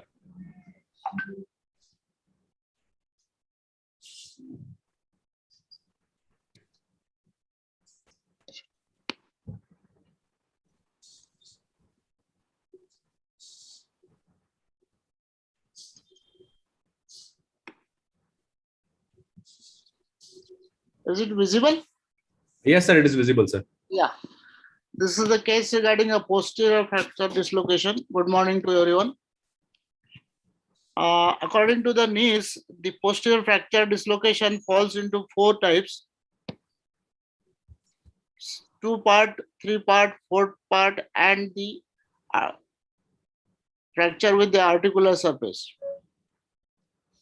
How the patient presents over here, this is very rare type of injury with 2% of all the shoulder dislocations. The patients mostly are from the age of 35 to 55. Associated fractures are greater tuberosity, lesser tuberosity, articular surface of the humeral head. Cause, most of the times they are epileptic seizures, electrocution, and major trauma with the axial loading of arm in the adduction, flexion, and internal rotation of the arm. What are the difficulties to treat these fractures? It is very difficult to retrieve the locked humeral head, which is locked posteriorly behind the glenoid. It is difficult to take out in osteoporotic bones. And how do you resolve it? Humeral head must be disengaged and not pulled. My case study shows this was a male patient, 34 years. He had an electrocution and fall. This probably he had first got electric shock and then had a fall. At the time of electrocution, the shoulder got dislocated. Then after the fall, he got a fracture. He had a pain right shoulder. On examination, huge swelling of the right shoulder. Range of movement was not possible and very painful. Neurovascular, it was normal, and no other comorbidities. This was a AP view taken. The head is rotated completely with the articular surface facing outside. This view was not sufficient to diagnose it as a posterior dislocation. So Y view or a scapular view is needed, but which was not again possible in our hospital. So I got a CT. These are the views to be taken. Ashish, I am audible, no? Yes, sir. These were the views in the CT. It clearly shows there was a posterior dislocation which is locked behind the glenoid. And there is an articular piece also which is seen. It's a 4-part fracture.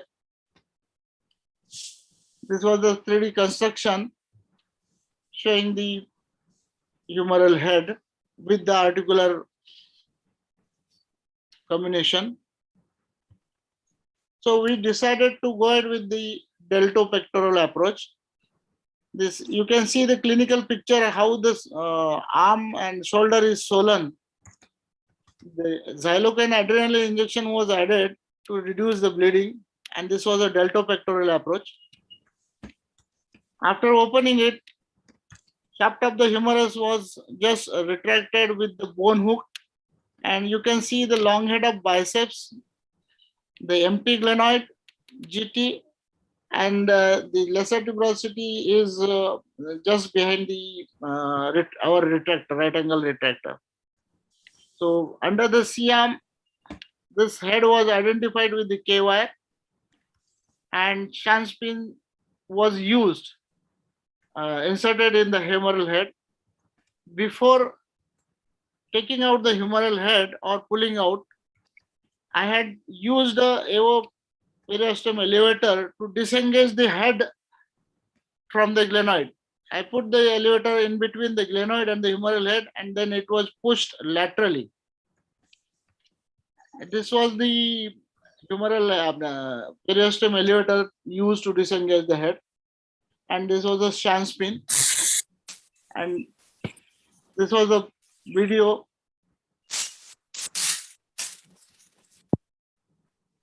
See, I'm trying to just push the head out with my finger, and which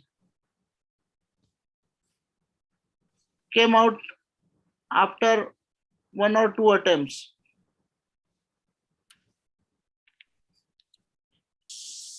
There was an articular piece of the humeral head, which I fixed with the 2.4 mm Herbert screw. This piece had come out of wound in my hand, so I had kept it on a table.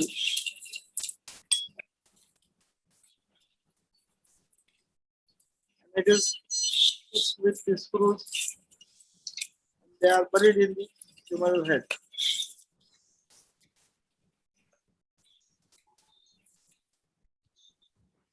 Later on, I did a reduction of the fracture with the pointed forceps, and temporary fixation with the K-wire was done.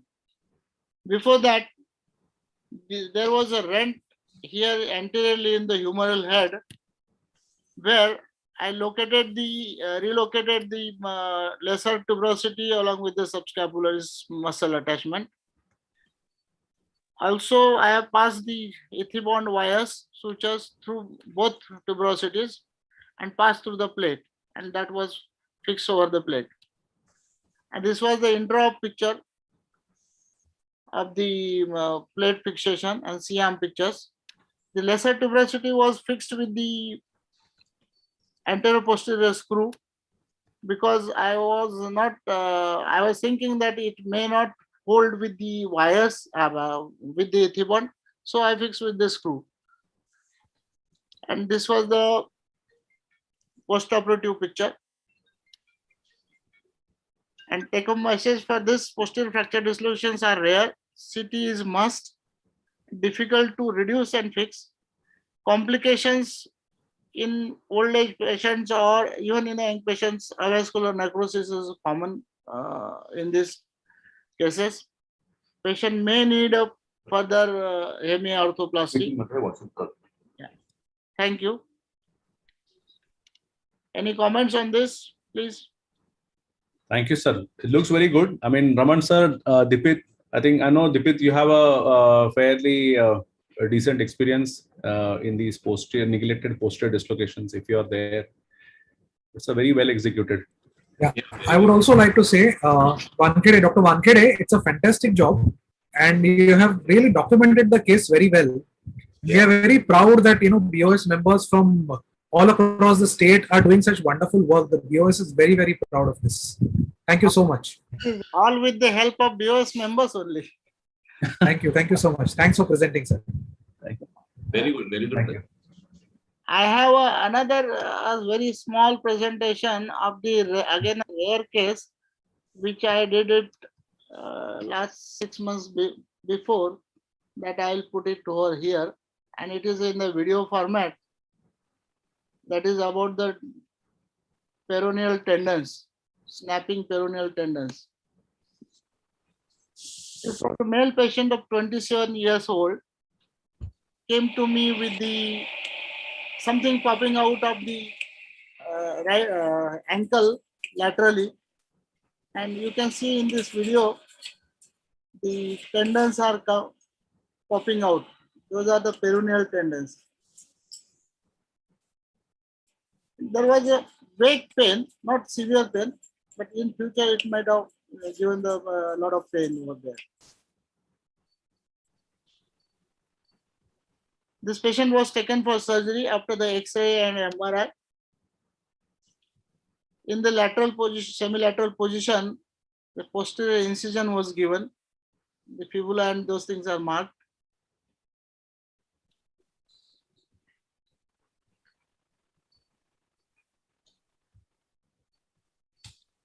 This is a incision, peroneal tendons. Basically, the inferior retinaculum, which is deficient over here, in these cases, we are unable to find out that these superior and inferior retinaculum, just a fibrous tissue type of structure was there.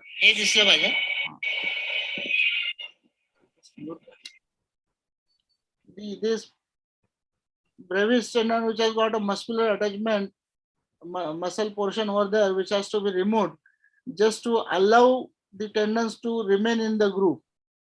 The peroneal tendon snapping syndrome are basically due to the shallow lateral groove in the fibula lateral malleolus. So aim of the surgery is to reduce the bulk of this tendon, tendon muscular junction, and to deepen the groove.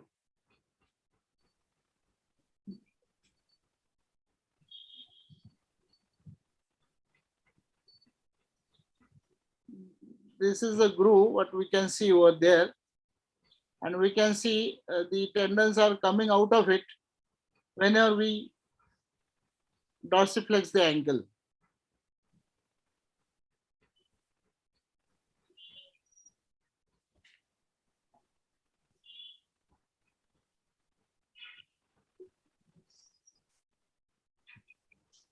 So it is coming out there.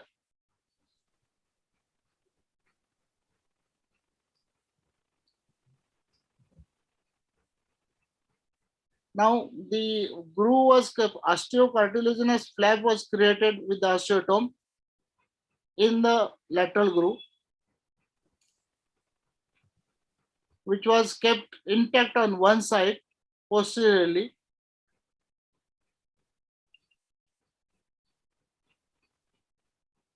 It was deepened with the help of curate by removing the cartilaginous portion in the fibula lateral malleolus.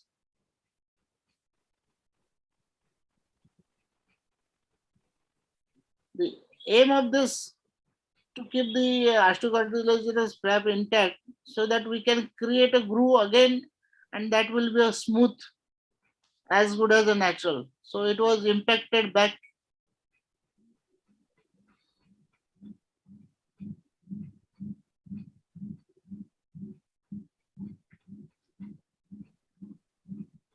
And these marks are for the holes for the sutures to be placed in the retinaculum. Whatever the remaining portion of the retinaculum was identified, and Ethibond sutures number 2 were passed through it and through those holes, keeping the tendons in the groove. This was tied up.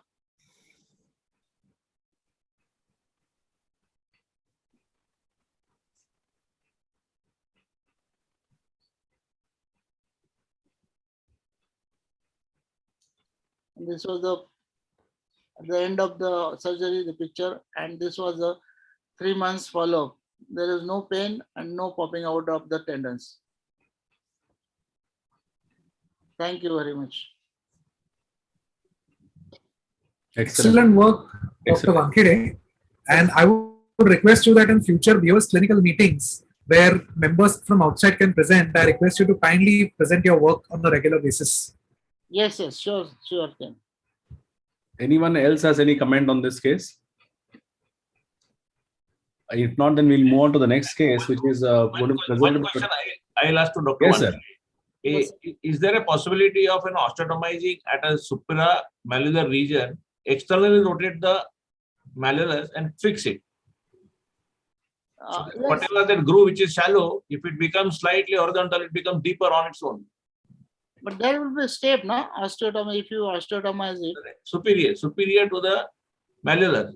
Okay. You do an osteotomy, rotate it slightly, say about 20 degrees. So you deepen the cavity and then you plate it. Yeah, might be possible, but I have not heard of that procedure, whatever it is there. Yeah. Abhishek, yeah. Can I answer it, sir? Yeah. Abhishek, yeah. Abhishek. Hello. Yeah. Abhishek.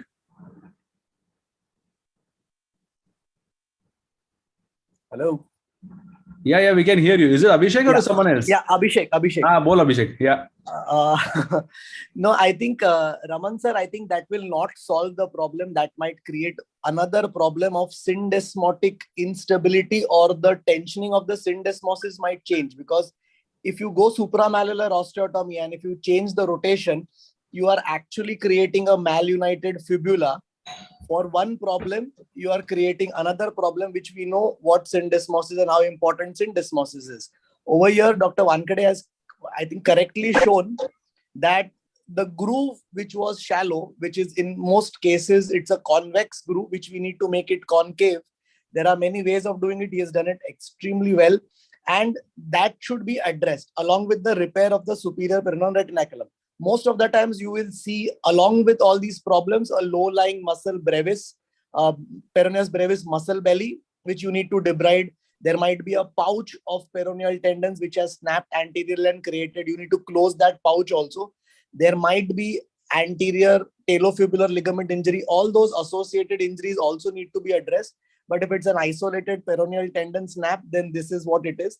I don't think rotating a fibula, and it's impossible because the PTFL will not allow you to rotate it externally, or you'll have to excise the PTFL and then rotate it, which is not possible, sir. Okay. Excellent. So we move on from the foot and to the hand now. So Parag, are you ready with your case? Yeah, thank you. We welcome Dr. Parag Lad, who will present a case on chronic scaphocapitate syndrome. Yeah. Yeah. Is my screen visible? Yes, Parag. Yeah. Okay. So actually, this is one of the rare entity, and there are 2-3 very important learning message. 28-year-old male IT student with right hand dominancy. He had a fall from bike on the right wrist, and he presented to us 3 months post injury. And this is the movement possible, a grossly restricted wrist flexion and practically no extension possible at all. He had visual analog score of Thane around 6/10 and unable to put load or weight on the right wrist. And there was no extension at all, and 10 degrees of flexion was possible and normal pronosupination in this case. The grip strength, it was very much affected. On the right side, it was 2 kg, and on the left side, it was 30 kg. And these are the X-rays. So if you see the X-ray, the arc of gilula, if we draw, and that is disrupted at the second level. So that is the first arc of gilula, that is the second arc of gilula, and that is disrupted. The point that is shown in the green is suggestive of a proximal pole of scaphoid fracture, and that has been rotated exactly 180-degree reverse. So this is the distal radius, this is the lunate, and this is the capitate. And if I can use my pointer, okay. So here is the one small fragment which is placed outside, so which will be confirmed with the MRI. So this is how the pictures of MRI, where we are seeing intact scaphoid, lunate, and triquetral bone. That is, the first row is completely intact, and the capitate proximal pole was fractured, and the fracture fragment was completely reversed. And it is the 3 months old injury. If I would request all the seniors, if they have any experience of addressing this case, please share their inputs. Otherwise, I will proceed further.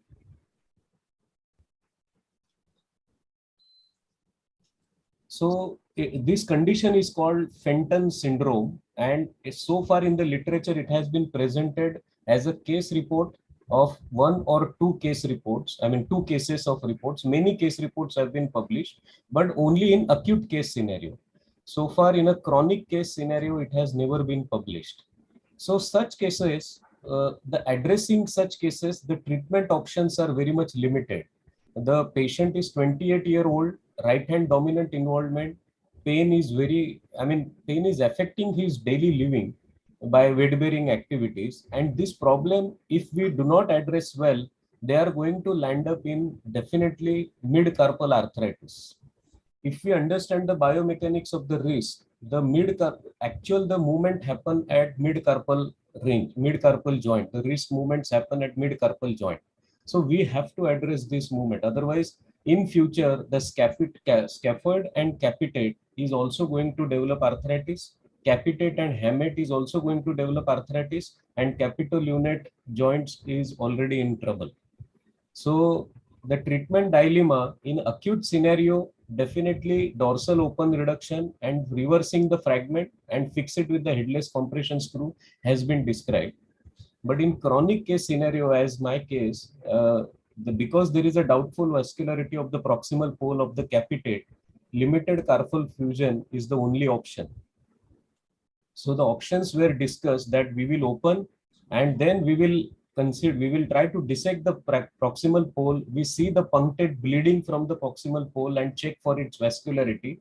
And then we consider a fixation. That will be the best treatment, but depending upon the cartilage. And the other option is we have to consider a partial carpal fusion. Okay.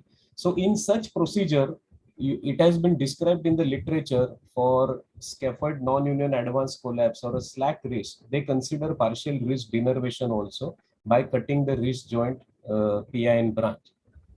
So if anybody has any questions or any suggestions during my clinical examination and radiological assessment, I would like to discuss with them, or I would like to proceed with what I have done.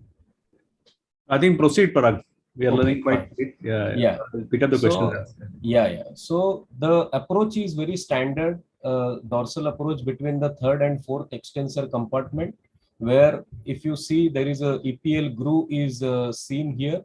Okay, so I will use the pointer. So we see the EPL groove here, and the structure that I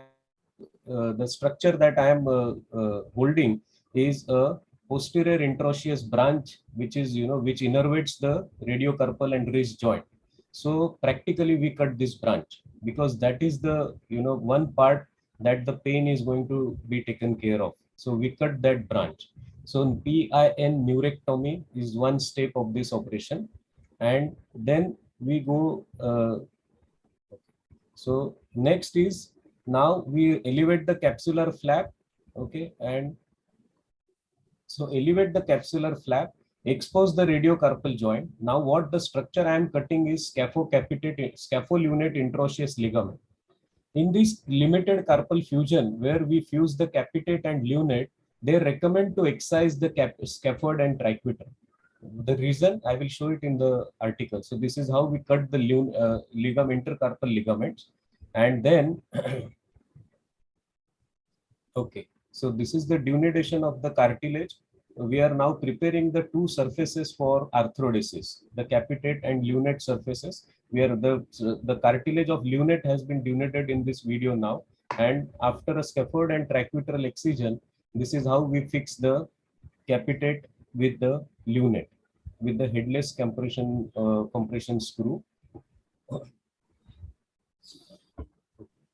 And after the fixation, we check for after the fixation we check for the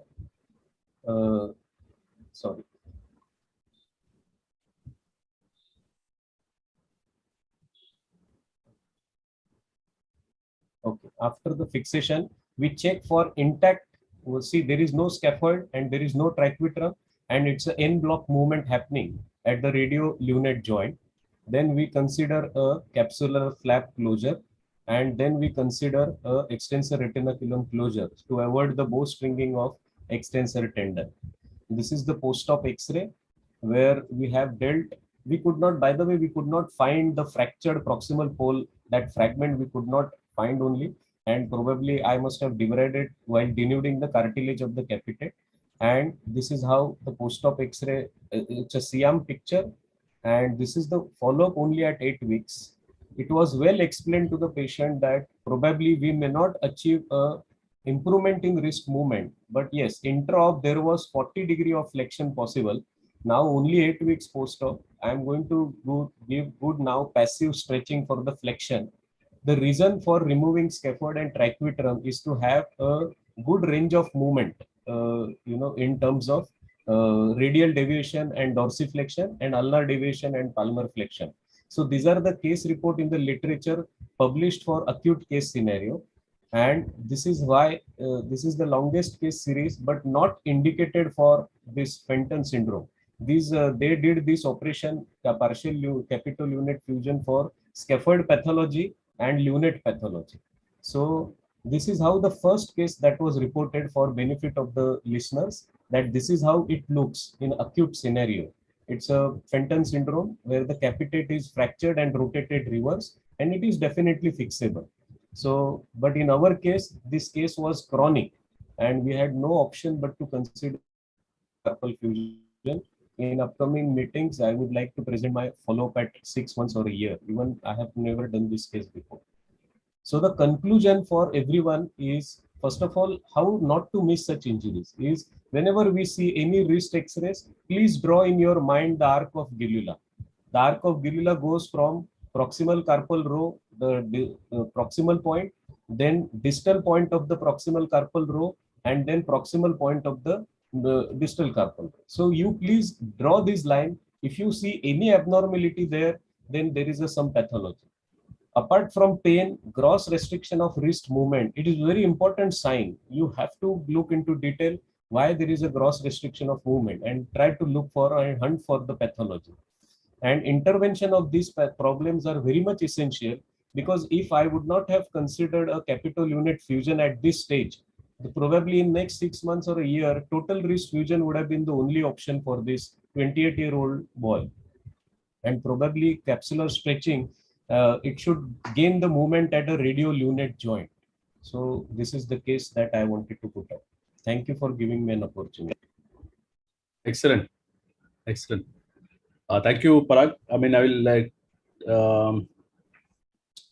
yeah, so I'm just checking questions on YouTube. So far there are no questions. Any questions here? We can take them. Yeah, can I ask? Yes, please. Yeah. Excellent presentation, Dr. Parag. Thank you so much. Can you tell me how was the proximal fragment which was shown on X-ray when you opened up?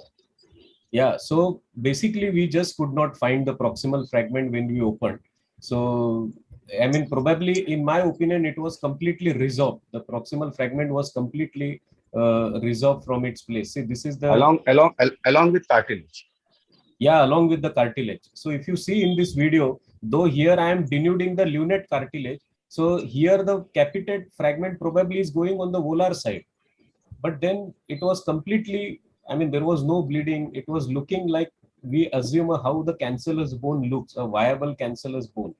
So it was no point to fix it. We could not trace that fragment specifically.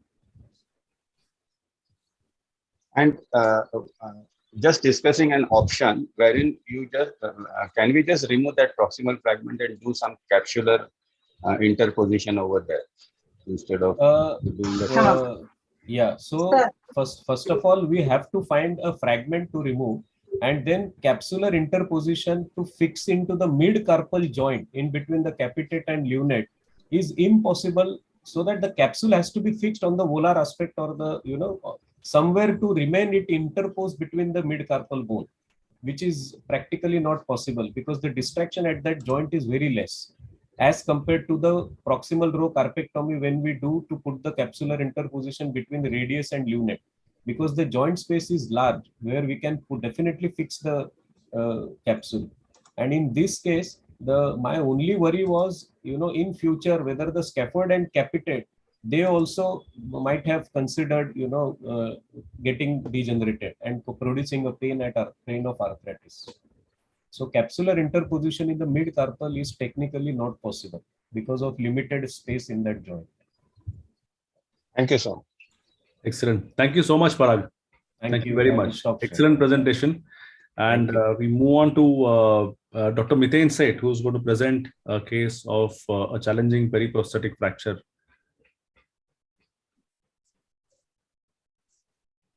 Yes, sir. Can you hear me? Yes, Mithane, you can go ahead.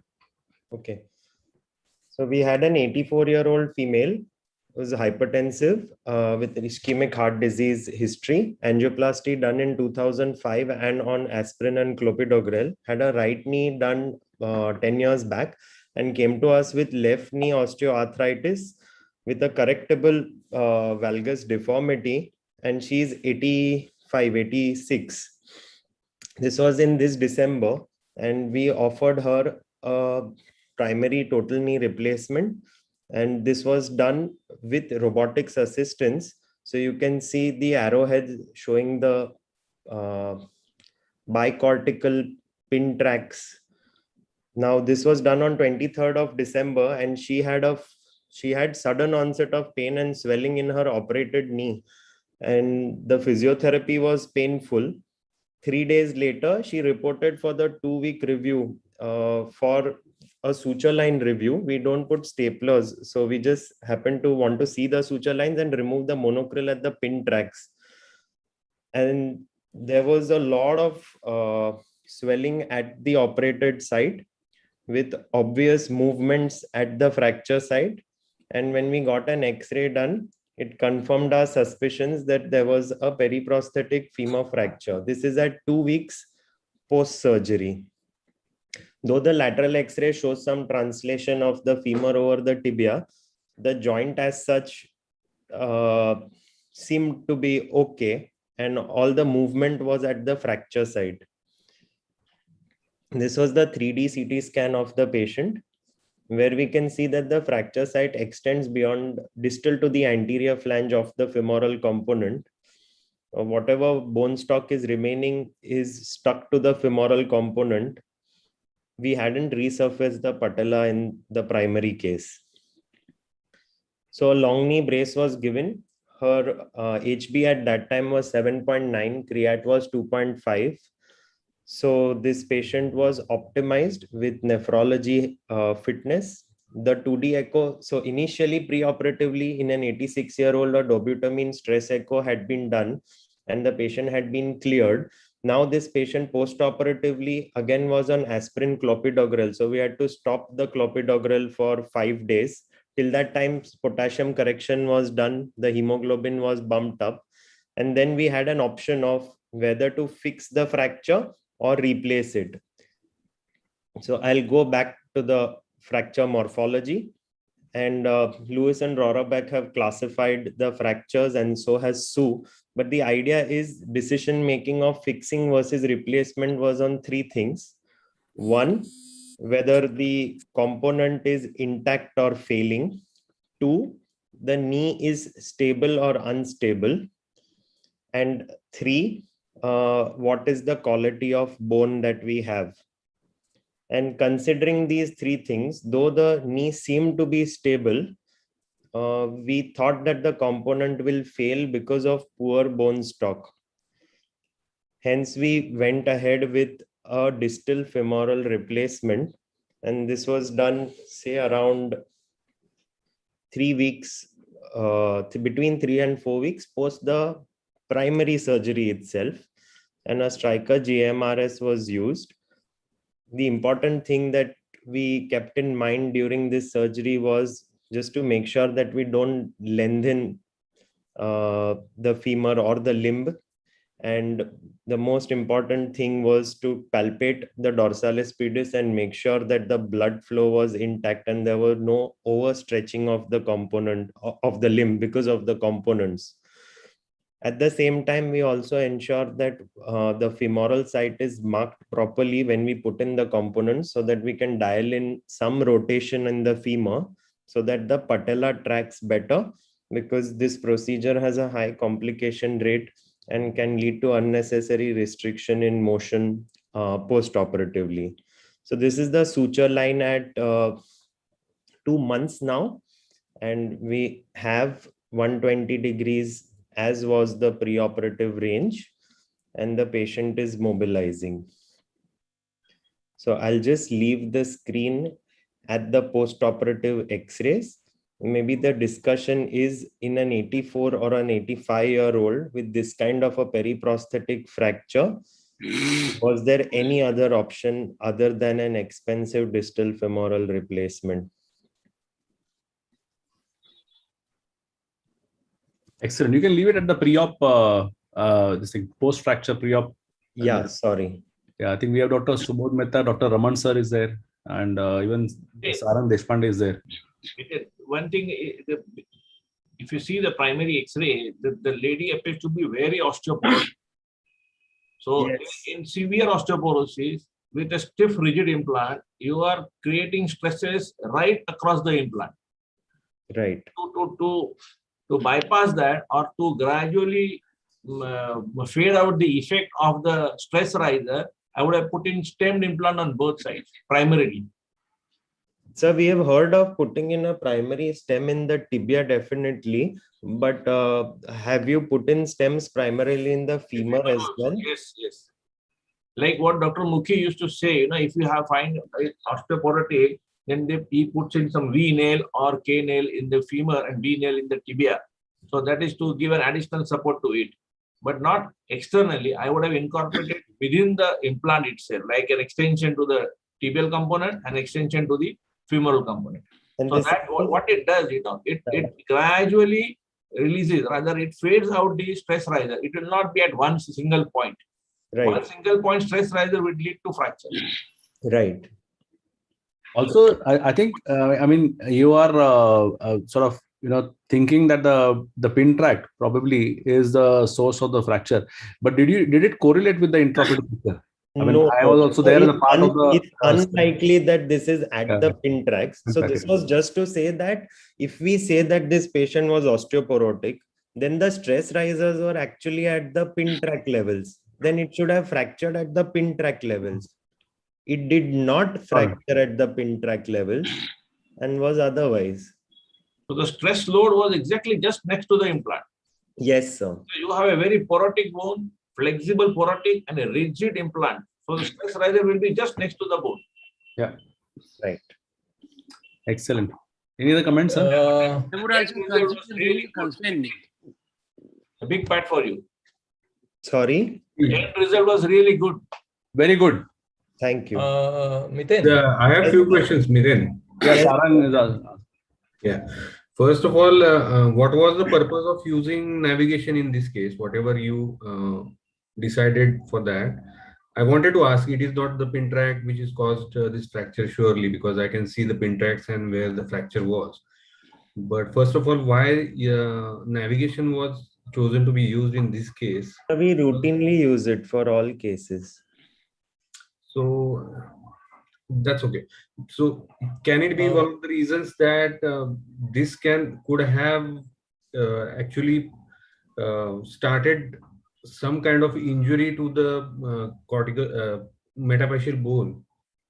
No, that he answered. No, it can cause some. We have seen several times, even if with the thumb we can push the bone and break. So right. During impaction also this can happen. So I will just add one paper that has mentioned what are the risk factors related to these pin tract related fractures. The risk factor is a large diameter pin that's more than 4 mm. A bicortical pin is worse off than a unicortical pin. A pin in the diaphysis is worse off than a pin in the metaphysis. Okay. Secondly, I would like to concur with the Dr. Raman sir as well, because in these cases, say 75 plus patient, what is the purpose of not using stemmed implant? Because I would always go with with my each and every TKR surgery, there is at least a stubby stem in the set. I usually call each and every patient after 60s to have a stubby stem in place, because this is the area that we are least concerned about. But sometimes we find that patient has very poor bone stock.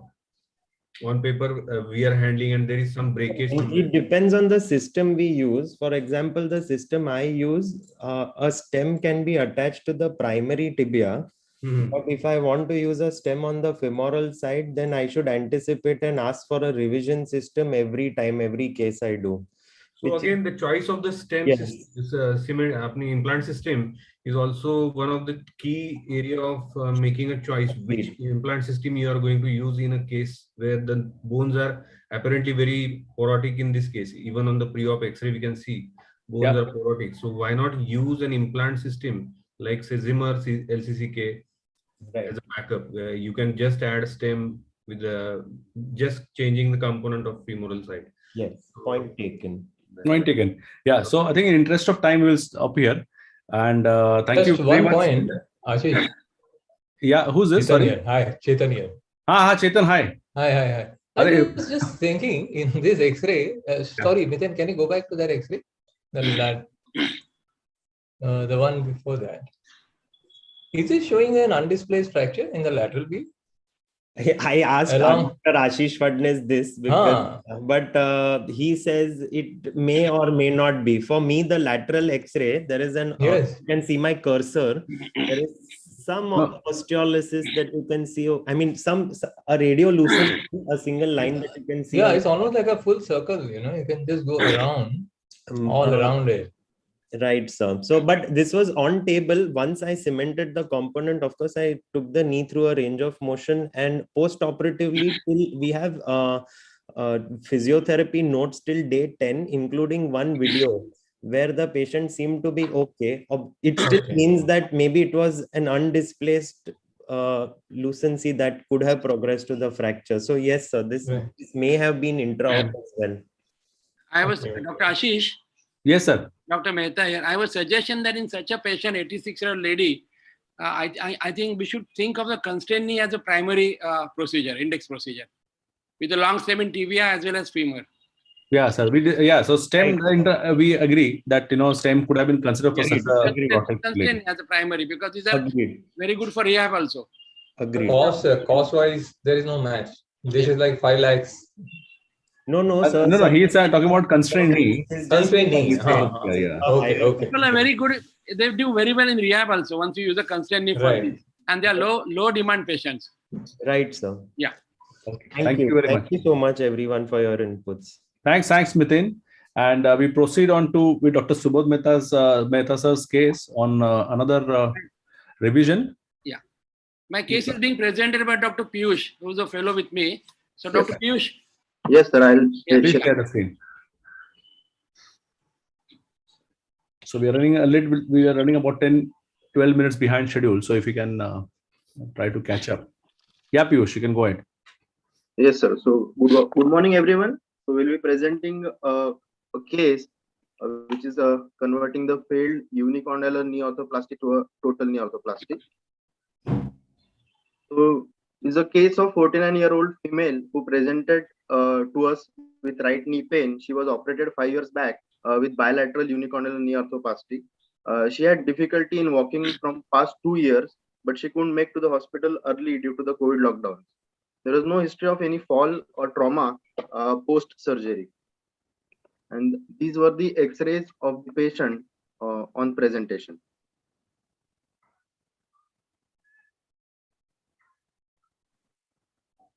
So the right-sided. Any comments from anybody regarding what is the cause of failure? Looking at other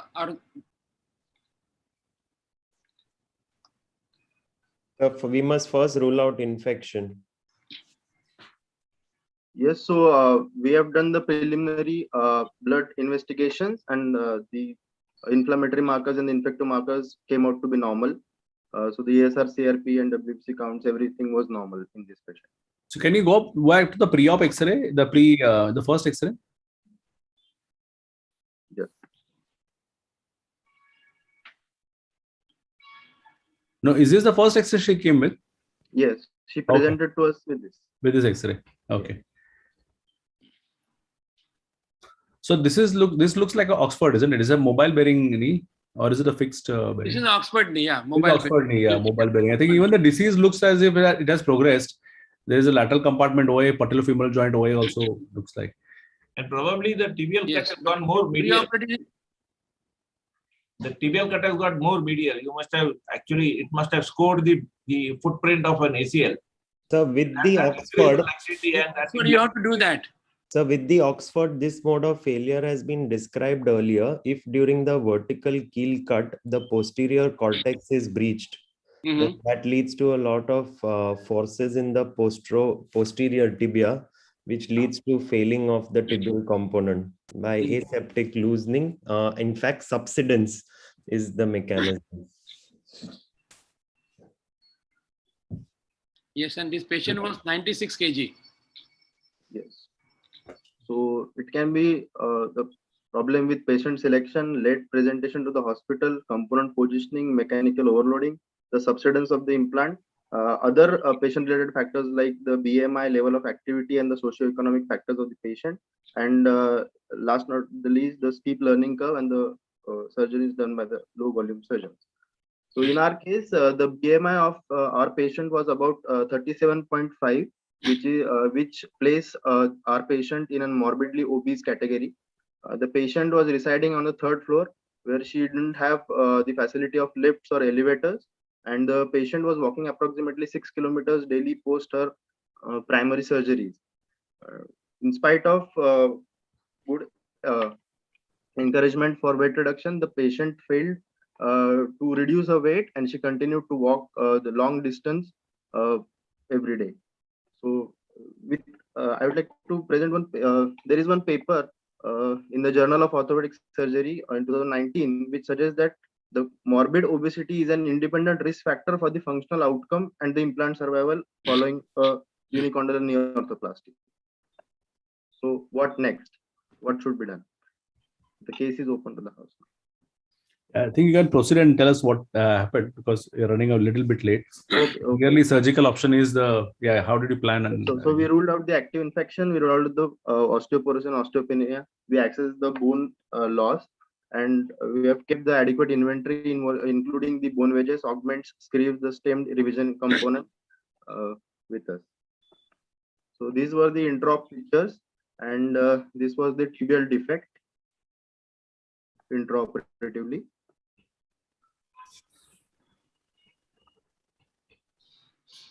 So we went ahead with using a revision step metaphyseal sleeve with modular fluted rod for the tibial side. While as there was no bone loss on the femoral side, we used the standard primary component on the femoral side. These were the post-op X-rays. Though it is not advocated to use cement along with the stepped metaphyseal sleeved implants, but just for the post-operative X-ray purpose, we have added the cement along with the just to recover the medial side.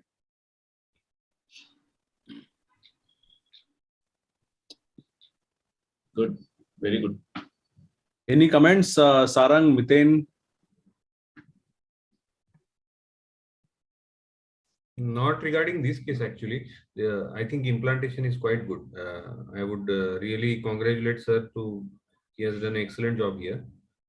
But I would like to ask our panel as well, what would be the age group you will select, a young osteoarthritic patient, where you would want to go with total knee replacement when we don't have an option of PCR or HTO? What would be the age where you will select a patient for PKR? Earliest stage.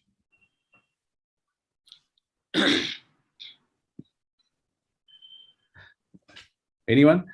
So, I mean, you asked a question regarding the unicondylar knee replacement, isn't the it? age is very important factor here determining which surgery we want to go. This patient is 44, 40, how much? 44 years. 49 now, but she was operated when she was 43. At the age of 44. So I have operated 43, 44.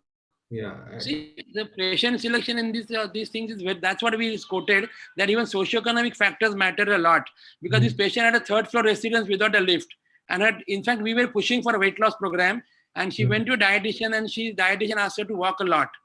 And we were trying to tell her that you should not walk much and you should do swimming or cycling, but she was not very highly educated also. So I think patient selection is very important in uni. So I will see that you will see in the next few slides that literature also says that uni revision rate is higher than in fact TCAR in younger patient also. Yes, yes. So in fact, time has come to have a paradigm shift in a thought. We were all trained to think that unis are good for young arthritic, unicompartment arthritic. But I think Piyush will present some papers which will prove other way around. So if you want to blame the patient factors or the morbidity or the socio-economic condition for the failure, then both knees should have failed. Yes, that is also true. The fact that only one side failed means you have to attribute some amount of failure to that particular procedure. Yes, I agree. Okay, do you have a few more slides, Piyush? Yes, sir. Yes, sir. Yeah, so there are a few publications and the papers over the different registries. So this is the paper from the Italy with a registry study of 6,453 prostheses, which concluded that the unicondylar knee arthroplasty is associated with fewer perioperative complications but higher revision rate when compared with the total knee arthroplasty. Also, there are various few registries which suggest that the failure rate of the unicondylar arthroplasty is more when compared with the total knee arthroplasty. When we see that the annual report of Australian Joint Registry 2021, and the reasons for the revisions are also first include is the progression of the disease, second is loosening, while the bearing dislocation is hardly 3.3%. Also, when the cumulative percentage of the revision of primary unicompartmental knee replacement when considered with the age, the graph suggests that as the progress with the age, the revision rates has gone down. So we can now say that the use of the unicondylar in older age group with respect to the revision required in younger population undergoing UK would be more better. So the take-home message would be watch for the patient demographics prior to offering the unicondylar knee arthroplasty in young OA with BMI, preoperative activity status, facilities like lift and elevators, socioeconomic factors. Patient education is must. And while converting the unicondylar knee arthroplasty to total knee arthroplasty, there should be adequate pre-op planning, implant selection, and adequate inventory should be available on table while reconstructing the bone loss. Thank you. Thank you. Thank you so much, Piyush and sir. So a revision of a uni is not a primary. Yes, sir. Yes. Yeah. Thank you. So Abhishek, yes, you can start sharing the screen. And so this is a paradigm shift that has happened. What Dr. Sarang was also saying is what is the age group that you like to consider. So the joint replacement world is really reconsidering that, whether we should be offering unis as a, time buying procedure, or whether you should offer them a total knee, which would serve them for a much longer time. Let's say, I think hopefully time will tell. Yeah, Abhishek, we welcome Dr. Abhishek Kini, our foot and ankle surgeon, to present a case on how we can salvage a diabetic foot. Thank you, Ashish sir. Thank you, BOS, TOA, MOA. So I'm going to present a 62-year-old male who works in the income tax department, had a discharging sinus from hindfoot recurrence. In fact, it was the third episode since last 2 months. Has undergone 2 surgeries, basically INDs by our colleagues, and discharge still kept on coming. HbA1c is high, renal parameters are altered, counts were elevated. He has received multiple antimicrobials, and this is his clinical picture. So his right foot, left foot, and this is what it looks like. So any thoughts? Raman sir, Subodh Mehta sir.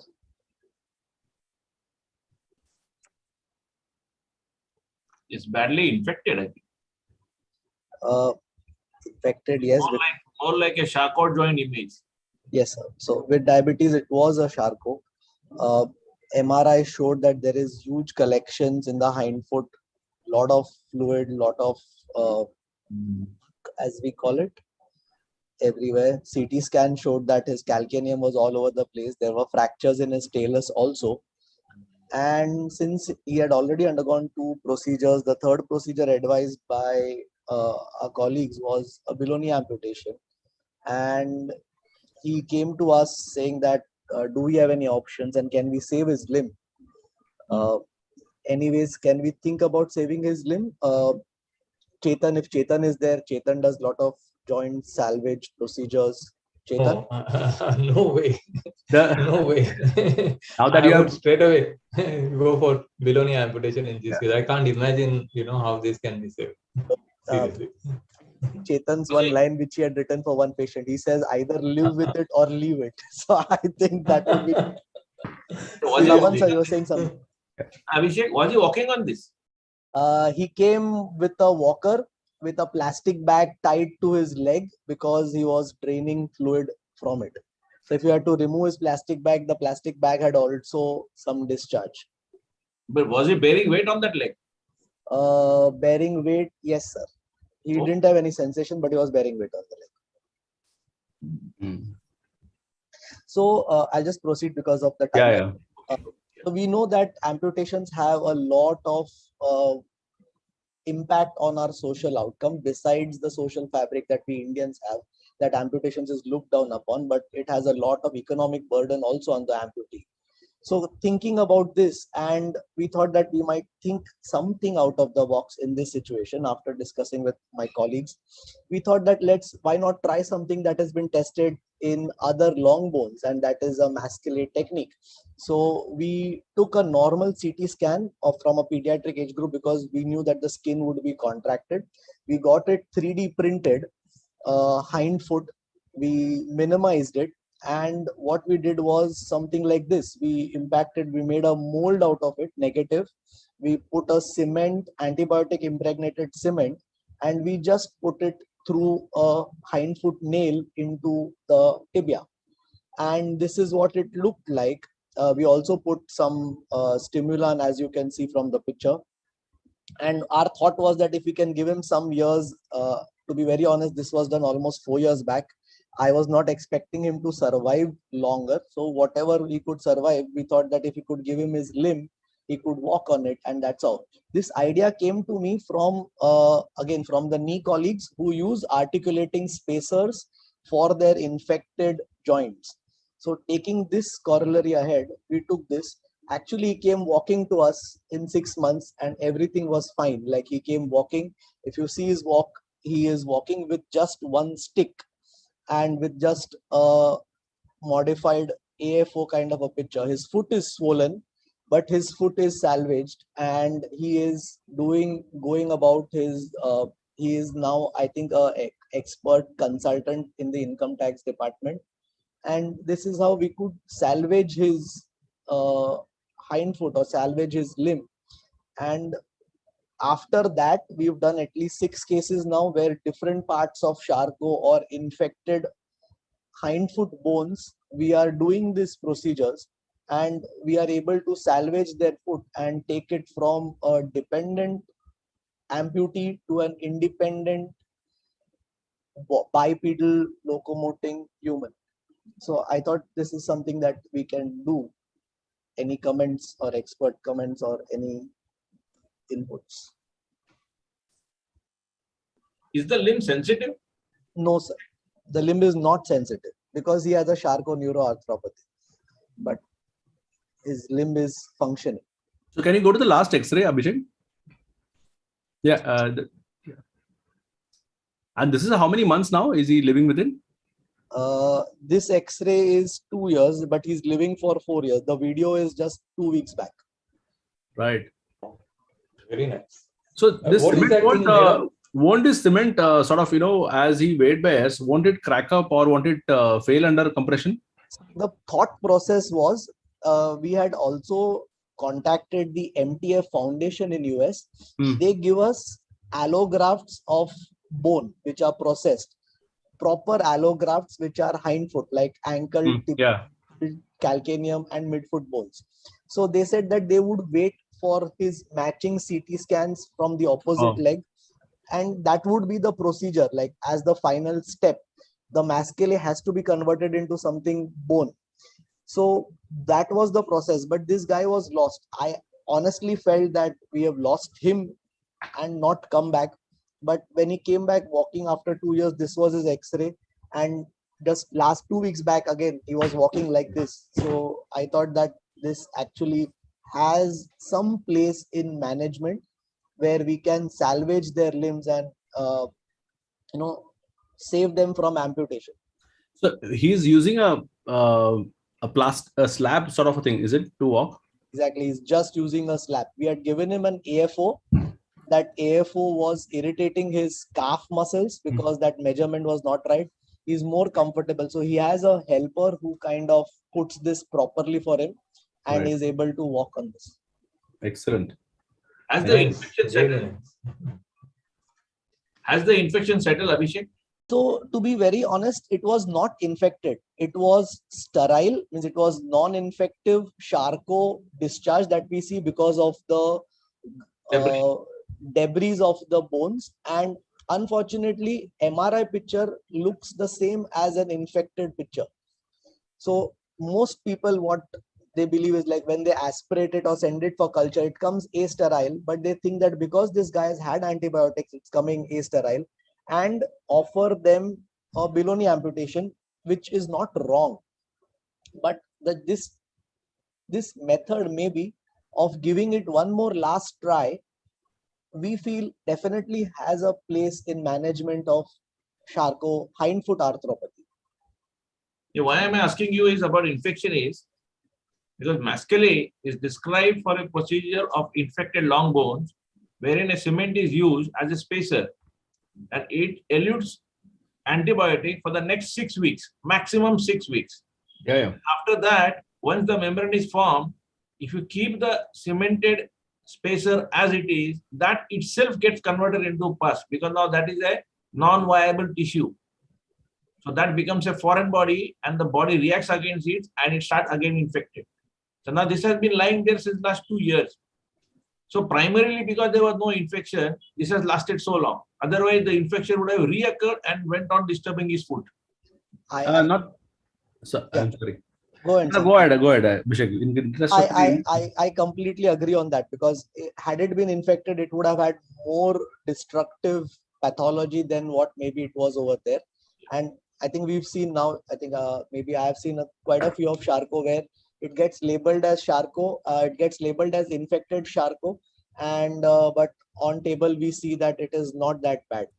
Maybe with my experience. So Abhishek, so this was your temporary plan or this was your permanent plan for this gentleman? On day one, it was a temporary plan. And when did you plan to revise this into a more definitive? So once his general parameters as his CBC, ESR and all those things had come down, our plan was at around 3 months. And by that time we had to match his foot with the MTF foundation hind foot. So that was the plan that, we were hoping to get an allograft of hind foot, which they do give. That's but yes, it was supposed to cost him around 4.5 lakhs of rupees, including the import duties, but he was ready to pay for that. Excellent.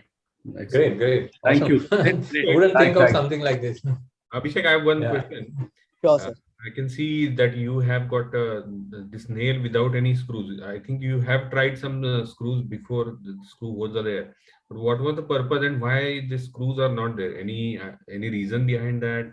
Not kept the screws? It was intraoperative discussion between me and my colleague Dr. Vaibhav Bagaria. So he feels that if we lock it, it is not going to allow it to kind of settle in and form that proper. It will still give it dead space.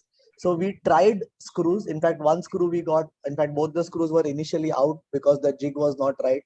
But then in the end, they said that, let's see, if he comes back, we will think something about it. And anyways, we are planning to remove it. So subsequent, my nails, I have been locking them, like at least the last few ones, we are locking them because now we know that, this itself can survive. We tell the patient, we consent them that yes, it may break. If it breaks, anyways, we are going to go in and put a graft. Maybe with bone banks coming in India and Mumbai, maybe we should be able to get these also going. And this is what I think would be the next step. Thank you. So I'm so sorry, Abhishek, to cut you off, but excellent case. Thank you for presenting this. And if there are any questions, I'll pass them on to you onto the YouTube chat if you get them. And we'll move on to the next presentation, which will be by Dr. Chetan Anchan on oncology this time, and this will be a scapular chondrosarcoma. Can you see my screen? Yeah, Chetan, I can see. Yeah, just go to slideshow. Okay. So this is a 32 years old gentleman who came with progressively increasing pain in the right shoulder region since almost a year. The swelling was growing in the shoulder blade region. His shoulder movements were terminally restricted due to pain. He had no other relevant past history. And the swelling was firm to hard and it was fixed to the right scapula. And that is his X-ray. I'll run through this because I think we are already tight on time. So you can see that, there is a, it's not a good X-ray, can't really appreciate it very well, but there is a bony mass in the body of the scapula. So I advised an MRI and this showed it much better, where you can see that there is a fairly large destructive pathology in the scapula, in the body of the scapula, and it is on either side of the blade of the scapula, on the dorsal side and on the ventral side.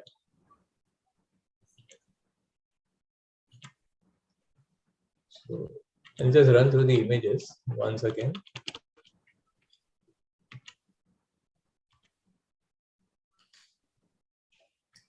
So you see in this, this is the shoulder joint, this is the head of the humerus, that is the glenoid here. And the glenoid is all spared, but as we go down, we see this mass involving practically the entire body of the scapula, all the way till the inferior angle of the scapula. So on biopsy, it came out as grade 2 chondrosarcoma, and on staging, he didn't have any metastasis. So it was a localized grade 2 chondrosarcoma, the right scapula. So the treatment for him definitely was with a curative intention. As we know, in chondrosarcoma, conventional chondrosarcoma, there is no role of chemotherapy, there is no role of radiotherapy. The only treatment he needs is a oncologically safe surgery, that is a wide excision of this tumor. So now, as we all want, is a good oncologically safe surgery and at the same time preserve whatever function that is possible in any patient with tumor. So these are the various options that we can think of in this situation. Of course, these are just, for the sake of completion, I have put all these. Whether we can think of 4-quarter amputation, total scapulectomy, scapular replacement implant, partial scapulectomy, or a scapular preservation with just the resection of the tumor. Now, in this, definitely 4-quarter amputation is out. Scapular preservation with just only resection of the tumor is out. You need a wide excision of this tumor. So going back to the images again, do you want to discuss the case or do you want me to proceed with how it was treated, Ashish? You can proceed with how it was treated. Okay. All right. And we can take questions on the way then. Right. Yeah. So going back to the imaging, whether we can do a sort of a conservative resection, that is the question here. So if you study the MRI imaging here, is a close-up of the MRI. It's not a good MRI, so you can't appreciate things very well. But just to put things, into perspective, this is the yellow lines. What we are seeing is, showing the coracoid process. That is the spine of the scapula and the acromion, and that is the body of the scapula. So this forms a Y-shaped, thing, like an inverted Mercedes-Benz sign. Now, if you see, the disease is entirely in the lower part, only in the body of the scapula. The coracoid and the spine of the scapula is spared. This bony anatomy you can appreciate better on the CT scan. Now, if you see here, drawing those same lines, this is the coracoid process, this is the acromion and the spine, and this is the body of the scapula. And the disease is entirely in the body. And as we see the various cuts, we see that everywhere the disease is definitely away from the junction of these three parts of the scapula. There are at least a couple of centimeters, gap we can appreciate there. So these are the actual CT cuts. So the surgical plan for him was a partial scapulectomy with no reconstruction. So this is a model of a scapula, and that is how the cut was planned.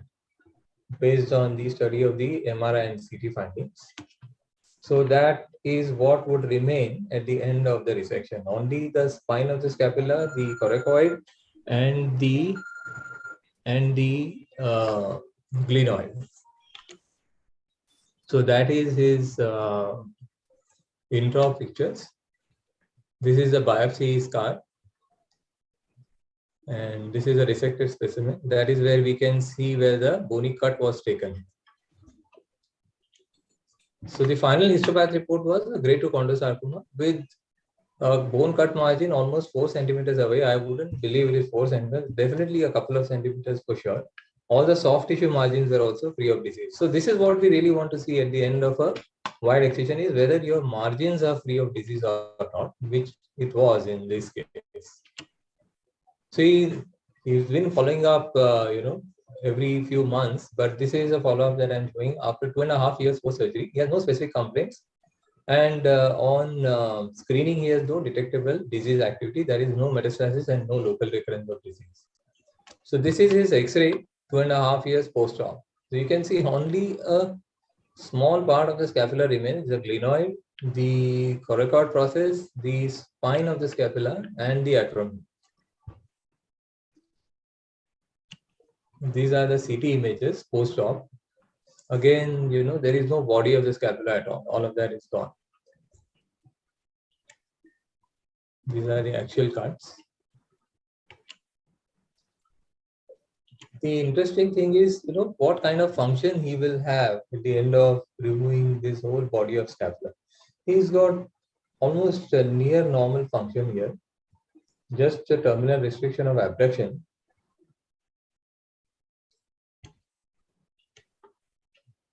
So forward flexion, you can give almost all the way up.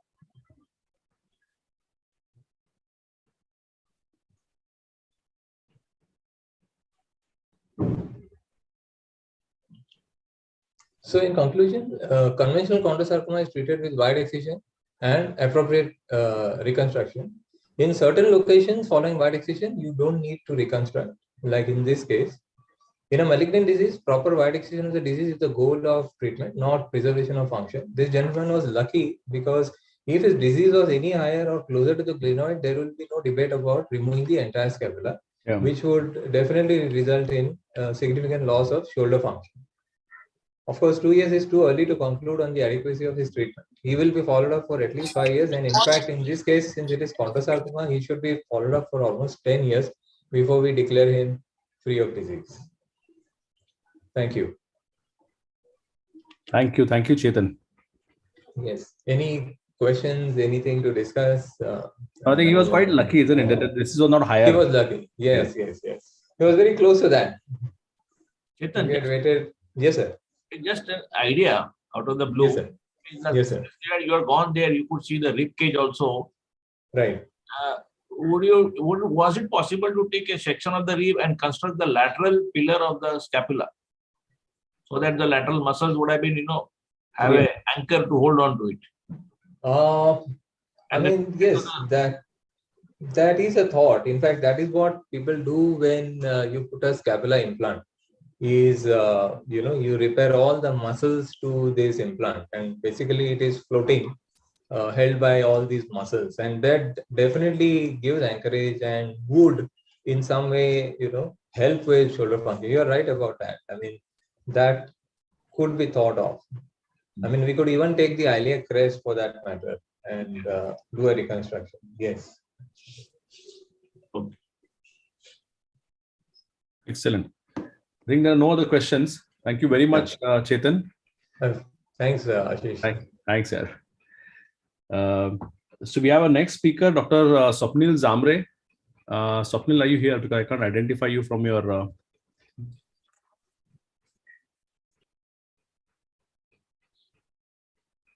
we can otherwise move on to Aditya. Aditya Gunjotikar, are you here?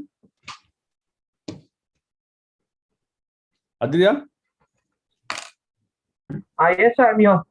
Yeah. So you can start sharing your screen. I'll contact. I think Dr. Swapnil has logged out accidentally, so I'll just call him. But you can continue with your presentation. Yes, sir.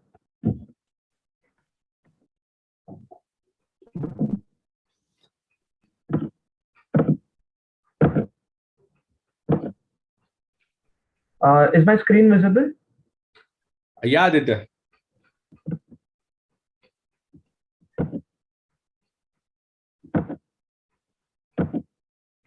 Okay, good morning, everyone.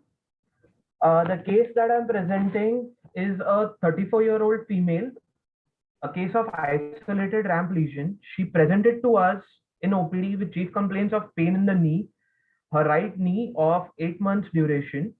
She is a household help by occupation. She has been having pain, which is aggravated on squatting and climbing up and down stairs since 8 months. She does not give a history of trauma at the onset of pain. She gives a history that she had some twist and fall at home 3 months before the onset of pain. But between the two incidents, between the onset of pain and this injury, she had no complaints at all. She does not give any history of locking or instability of the knee joint. She has been managed conservatively with painkillers for about 3 to 4 months and a bout of physiotherapy for about a month with absolutely no pain relief. On examination, she had a full knee range of movement. She had tenderness at the medial joint line. McMurray's test for the medial meniscus was positive. All the ligament tests were negative. Her knee was absolutely stable. And on visualization, there was no obvious deformity at the knee joint. So we ordered an X-ray for her. These are her X-rays. Again, not much arthritic changes, no arthritic changes, quite okay. Because she had a long duration and no pain relief, we got a scanogram for her as well. Now, this is not a very good quality scanogram, but on the right side, we can say there's not much of a varus deformity. A MRI was then done. Actually, she came with an MRI. An MRI showed some mild, probably some doubtful extrusion of the medial meniscus. But apart from that, the meniscus body by itself looked normal. And she has absolutely no pain relief, 8 months duration of pain. Can I just continue with the management, sir? Yeah, I think we have Dr. Abhishek and Dr. Mithane who also do arthroscopes, and Sarang is here. So in case they don't have to interact, you can continue with what you did, and then we can always come back. Okay. Sarang, you want to ask anything, Sarang? No. Continue. Yeah, continue. Thank you, sir. So because she had absolutely no pain relief, and in the sagittal view, in this one, we thought there may be a ramp lesion. So we posted her for a diagnostic arthroscopy. On a diagnostic arthroscopy, this is her arthroscopy video. She had as expected, the lateral meniscus was fine. The cartilage looked quite good. On probing of the undersurface of the medial meniscus, there was a small tear. Is the video running? Yeah, it's running.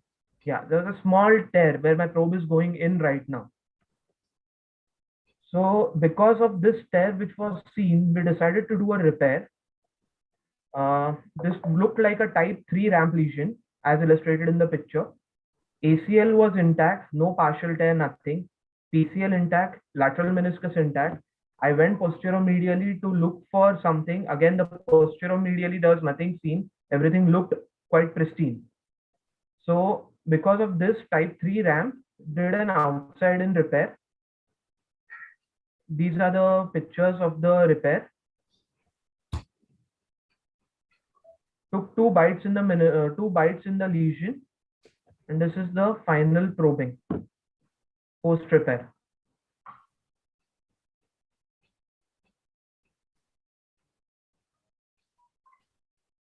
And this is her clinical outcome. She has full range of movement, no pain on squatting, no pain on sitting cross-legged, and she has returned to her activities now. She is 1 year post-op now, absolutely no pain at all.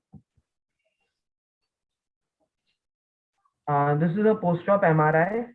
Again, not much of a change from the pre-op MRI. Nothing much was seen pre-operatively. Maybe in the coronal section, the meniscus extrusion, which probably was there, has been reduced.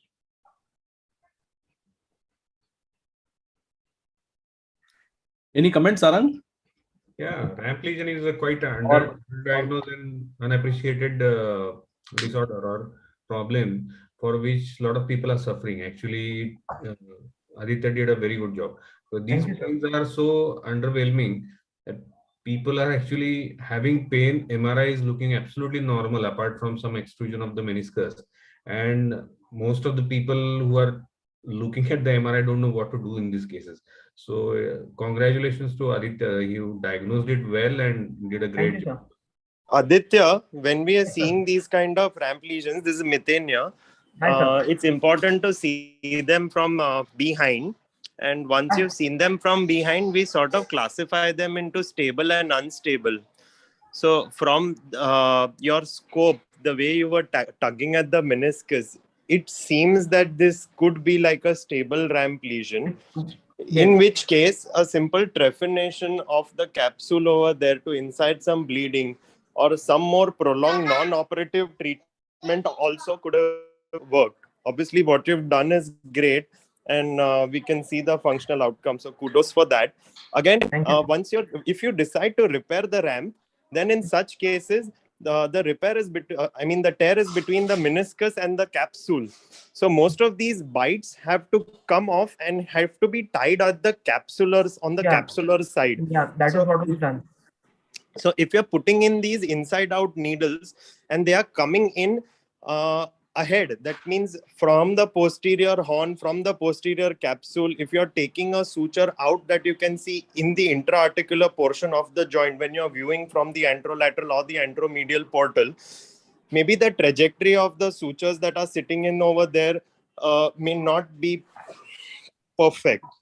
So you could sort of look at them between the medial femoral condyle and the PCL, keep viewing from that portal and working from your posteromedial portal and use those similar instruments, but try and keep taking the bites behind. You don't have to come in the intra-articular portion of the joint.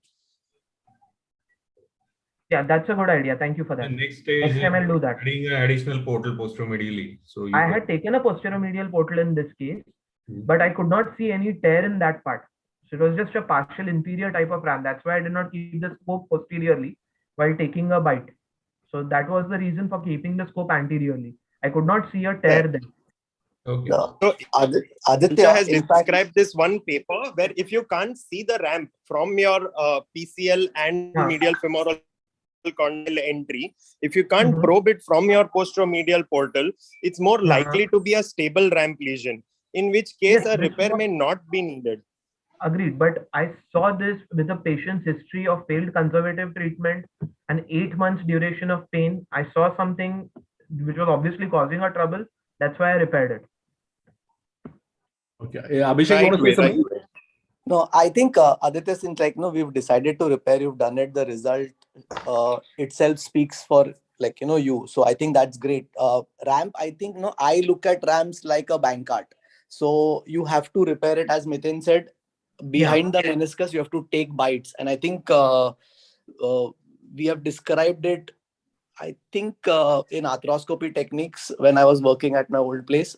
But I think it's something like a bank card where you have to take the capsule, bring it up, and suture it over there. So coming in and out, I think you risk a chance of causing iatrogenic cartilage damage, which has happened in this case. Yes, has happened in your arthroscopy video, but I think we can, but that's fine. We all do it. But I think maybe, as Miten said, if you repair it that way, would be a better way. Next time, we all learn from our things. Next time, definitely. Definitely. Good, Aditya. Thank you, sir. Thank you. Thanks, Aditya. Thank you very much. Our next presenter is Dr. Sarang Deshpande. Sarang is a very active member of the Thane orthopedic fraternity. And Sarang, can you please share your screen? Yes. Excellent.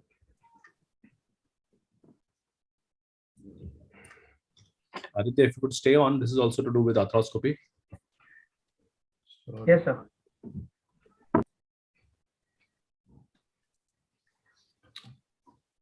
So this is the case of young cartilage lesion. Young patient with a cartilage lesion. So my patient is a 33-year-old who presented with the history of injury, fall from bike a couple of months back from the index surgery, and he had got intermittent complaints of intermittent episodes of knee locking. where he could palpate something or feel something inside his knee is moving and causing sudden pain increase or sudden locking of the knee, which is causing him a lot of apprehension while walking. So he was,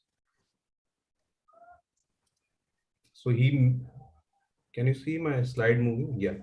So on examination, I could see thigh atrophy because of the pain, and his use is reduced. So there was no effusion, no tenderness or crepitus, and sometimes occasional pocket pain sensation was seen felt during the inspection of the knee. His range of movement was normal, and he had no AP or ML laxity. Achha, Sarang, can you go to the full screen, please? Because your slides are not moving. You can just go to the slideshow. Slideshow, okay. Even I could feel that my slides are not. Okay, can you see now this on exam? You can see, but you can go to the full screen view. The slideshow is a small button on the. Yeah. Got it? Yeah. But it's not happening. Means? I mean, you're still not on full screen. We can see all your other slides also on the side. Yeah. I think I'll try to reduce this because I can see that I am on full screen, but no, we want to say as a presentation view. Okay. Yeah, that one. That one, no. Yeah. Can you see now? No, it's still the same. Same, okay. I think we can manage with this. Yeah, it's okay. Hopefully, I'm maximized as much as I can. Yeah. That's fine. Looks Yeah. fine. So on examination, we could see here he has got thigh atrophy and no effusion. Meniscus signs are negative. So next thing we could see again. Sorry. We did the MRI. X-ray was normal. X-ray did not have any bony bone parts seen. So on MRI, we could see there are on the lateral femoral condyle we had a big lesion with a defect of osteochondral defect, which was around 10 by 12. It's millimeters, not centimeters. So this big defect was found in this MRI, and we could see that he requires a surgical intervention of loose body removal, and something has to be done with this cartilage.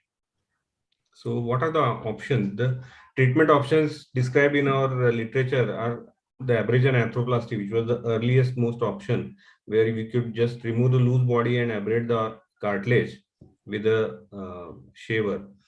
But that is now out of vogue, and microfracture arthroplasty, Mosaicplasty or Oates technique, and ACI are the most recommended treatments or available in India. And there are some osteochondral allografts and synthetic alternatives available, but they are not available in India at the moment. So on evidence, as suggested by JBJS America, we already your slides are not moving. You're still stuck at the MRI view. Okay, sorry. Treatment options, can you see? Yeah, now evidence, we can see that slide. Now treatment options, yes. Treatment options, okay. So on evidence, we can see that marrow stimulation procedures like microfracture and autologous on Oates technique and ACI. These are the most recommended methods for treatment of these kind of injuries. So we went ahead for Oates technique or Mosaicplasty. The advantages of this procedure is it's a single stage procedure, and luckily I could do it arthroscopically. Sometimes you have a big defect, you need to open up and do a mini invasive surgery. But in this case, arthroscopy was possible. Large OCDs can be addressed in this injury. If there is any bone loss along with the cartilage lesion, that also is taken care of with the osteochondral grafts. And native hyaline cartilage is restored. It is comparatively less expensive to autologous chondrocyte implantation because it's a single stage procedure, and it has got a faster rehabilitation. Although there is a concern of graft availability in case of larger defects where you will not be able to harvest many pieces of bone, and donor side morbidity is also a concern. So as you know, hyaline cartilage is mostly type 2 collagen and proteoglycans and mostly water. So achieving type 2 collagen based cartilage is the way to go, or is the choice we have to take as far as possible. So I hope this video works now. Just let me know if the video works, because No, Sarang, we can't, it's not working. Just click on the video per se on the screen and try to play it on your PowerPoint if it plays. Yeah, can you see this? No, we can see a black box basically. So I just try to double click that. No. Yeah. Yeah, it's better. So this is the first step. You have to identify the lesion, measure the lesion with the measuring device such as our probe, and determine the size of the lesion that you have. We already had a 10 millimeter by 12 millimeter. So I chose a osteochondral graft of 10 millimeters. So as you can see, we are taking this 10 millimeter osteochondral graft from the lateral femoral condyle above the lateral ridge, which is a non-articulating surface of the femur. So this is how we take. The most challenging part is getting the perpendicular cut of the osteochondral part, because as you can see, once you dip inside the this cartilaginous part, there is quite likelihood that your harvesting device is going to skew one way or the other, because you don't know what is the bony depth at that point. So as you can see, we have a graft defect of around 2 millimeters, or graft incongruability of 2 millimeters while removing. So this is how the graft was harvested from the lateral condyle. Now the next slide, I hope again same thing. So this is the bed that I had. This bed was covered with some fibrocartilage layer, but there was a peeling of native cartilage as well. As you can see, while I was probing, this cartilage was denuded. Then the next step is to just get all the defective cartilaginous piece out of the way, denude all the part that is fibrocartilaginous, and make as far as possible the new and healthy, viable cartilage tissue as a border of your osteochondral graft bed. So after removing, then the second device, which is graft bed preparation harvester. This is smaller in size compared to the actual graft harvester, because we have to have a tight fit and fit the graft inside that hole. The graft is usually 15 millimeters in length, and we go around 13 millimeter or less than 15 millimeters depth in bed preparation, so that we can hammer the graft inside and have a tight fit across the graft. So here you can see around 15 millimeters of we had 16 millimeter of graft and 15 millimeter of graft bed preparation. The technique of removing it is just twist it 180 degrees on one side and the other side, and just pull it slowly.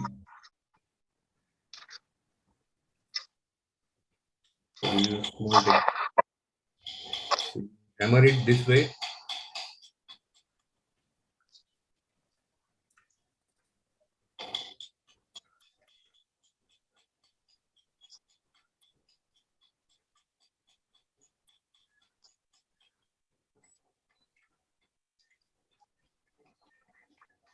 Once the adequate depth is reached, you decide. Again, the critical part is again placing this instrument in a perpendicular fashion as far as possible. But again, the same thing happens. Sometimes you may skew the tunnel that you are boring. You have the inside view, the arthroscopy view. Yeah, that's arthroscopy. Yeah. Actually, I was supposed to run simultaneously, so you could have. Yeah. So you can click on the bigger picture then, otherwise.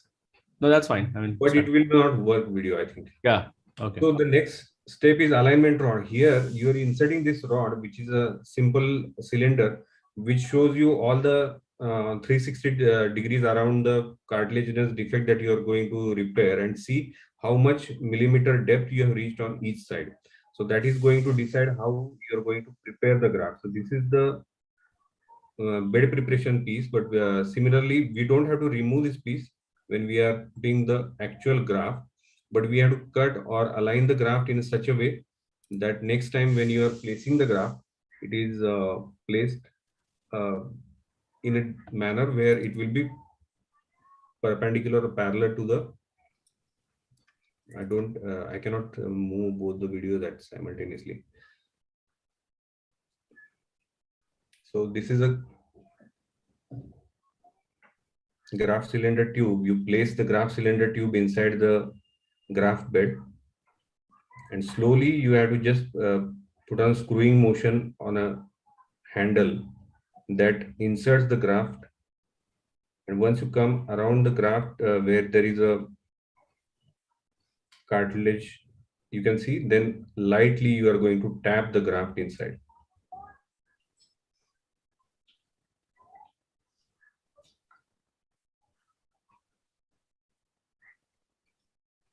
So this is the tap.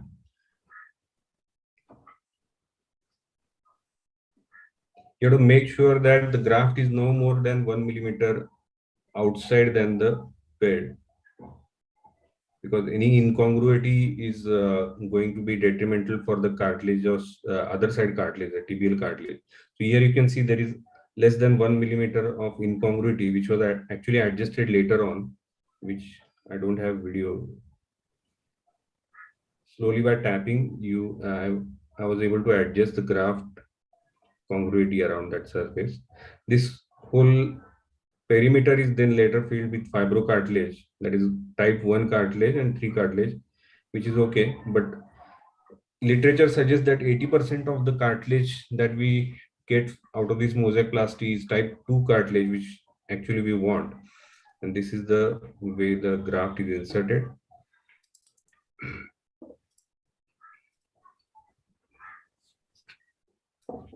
So yes, this is how the screwing motion we do.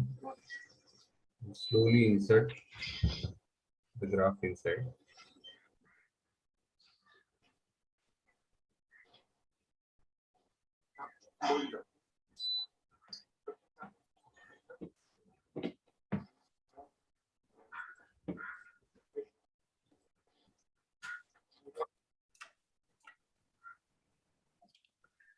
So this is how the graft was placed.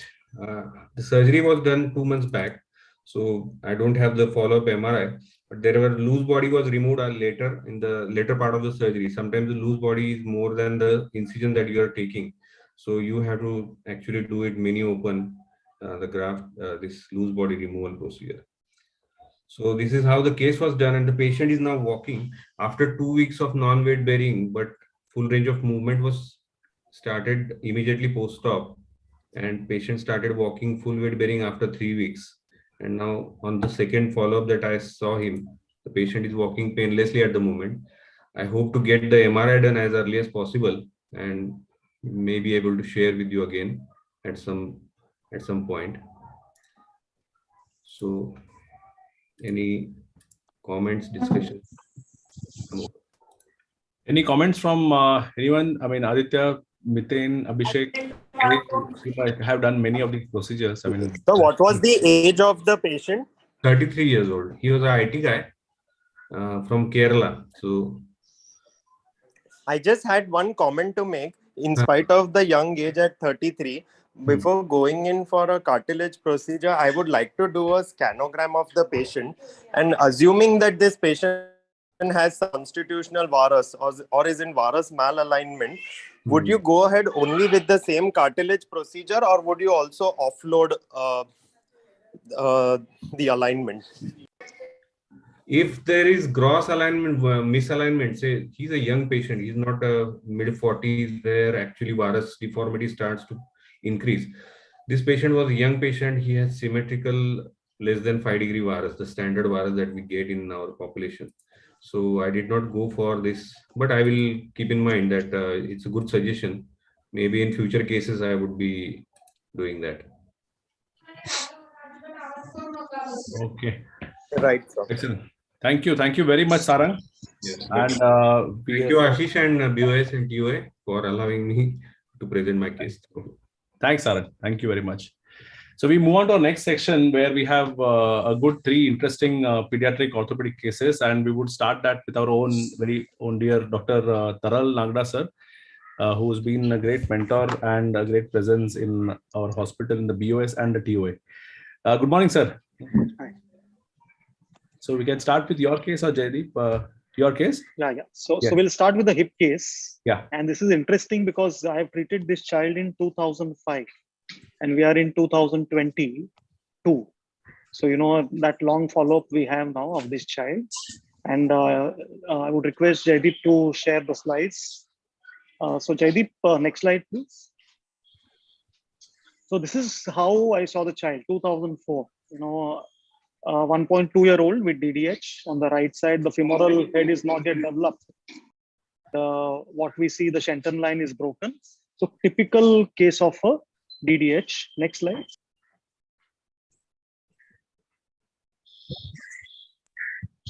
Right stage, we did an arthrogram.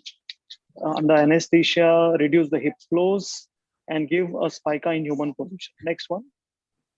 So this is all in 2004. And then we followed up this child.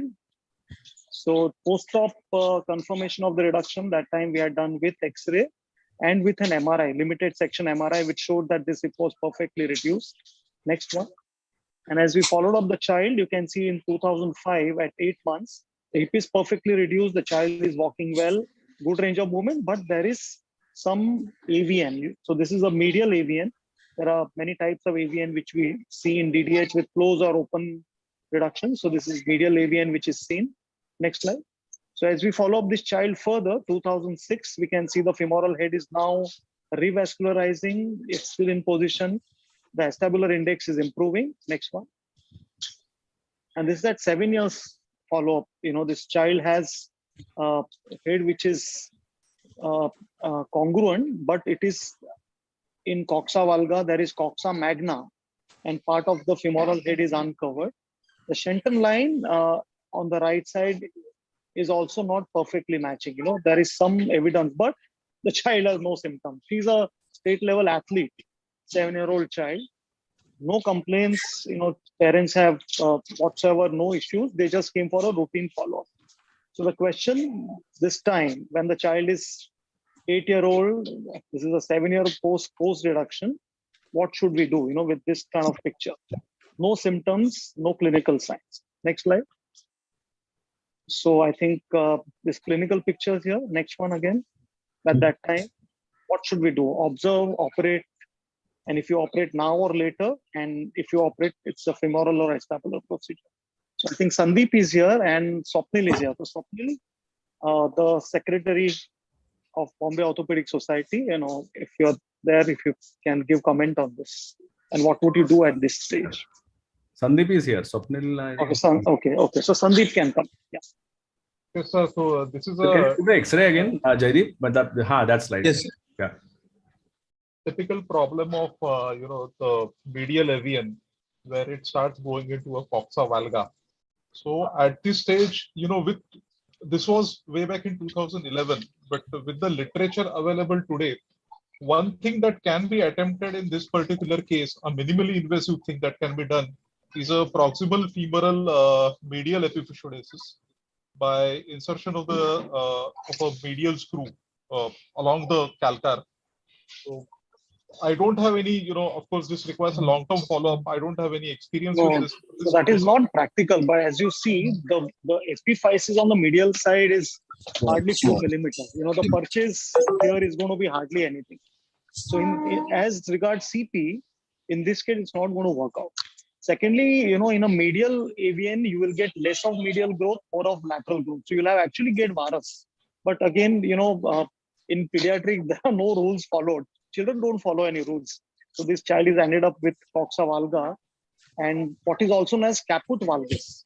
So if you see, the entire head has gone into valgus. It's not just the neck, even the head has gone into valgus. So that's the situation we are facing here now. So now what will you do? At 8.2 years, you said that there'll be a screw placement. So we were planning, we told the parent that this is not good. Probably she'll require a femoral procedure, plus minus acetabular procedure. But parents were in no mood to take that suggestion because child had no symptoms and she was competing at national level for athletics. Next slide.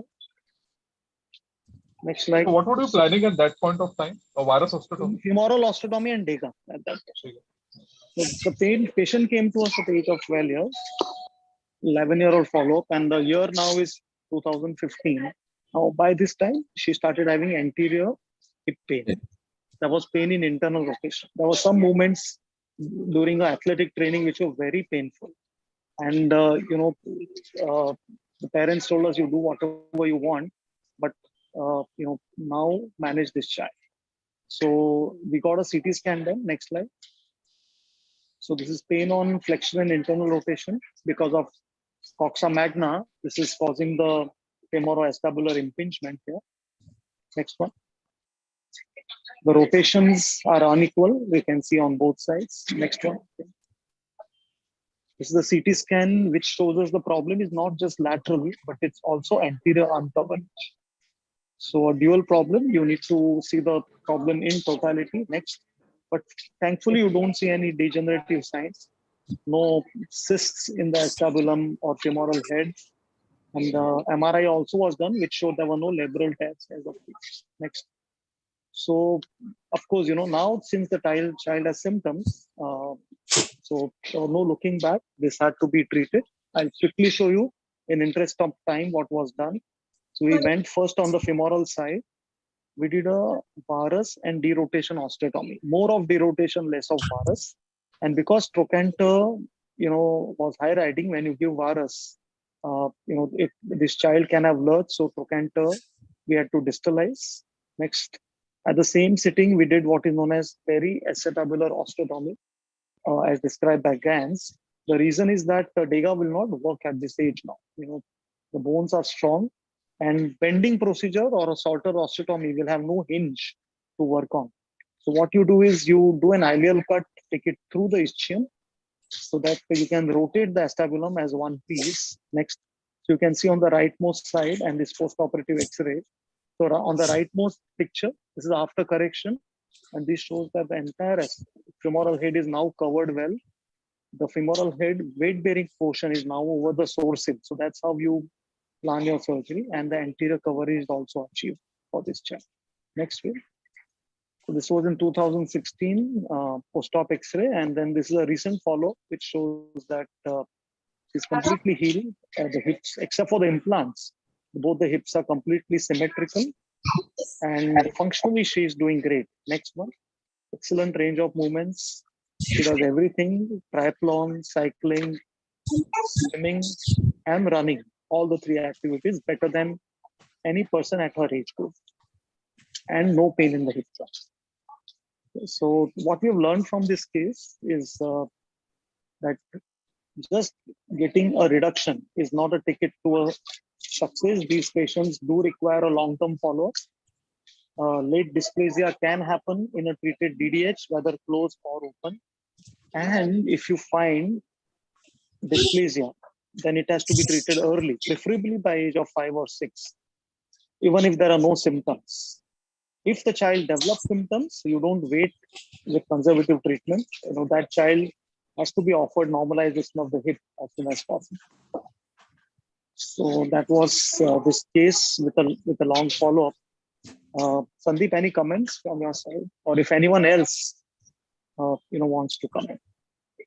Dr. Sangeet, if we had not treated this at this age, definitely this child would have landed up with a hip arthritis and early need for a THR by third or fourth decade. I think wonderful result. Yeah. Wonderful long-term result. Yeah. It looks almost like a normal hip. Yeah. Yeah. No, it is better than normal, if I would say. Yeah. But this needs to be done. This needs to be picked up and treated. That's the message. Thank you. Thank you, sir. Thank you. Jaideep, you want to share your screen? Yes, yes. Yeah.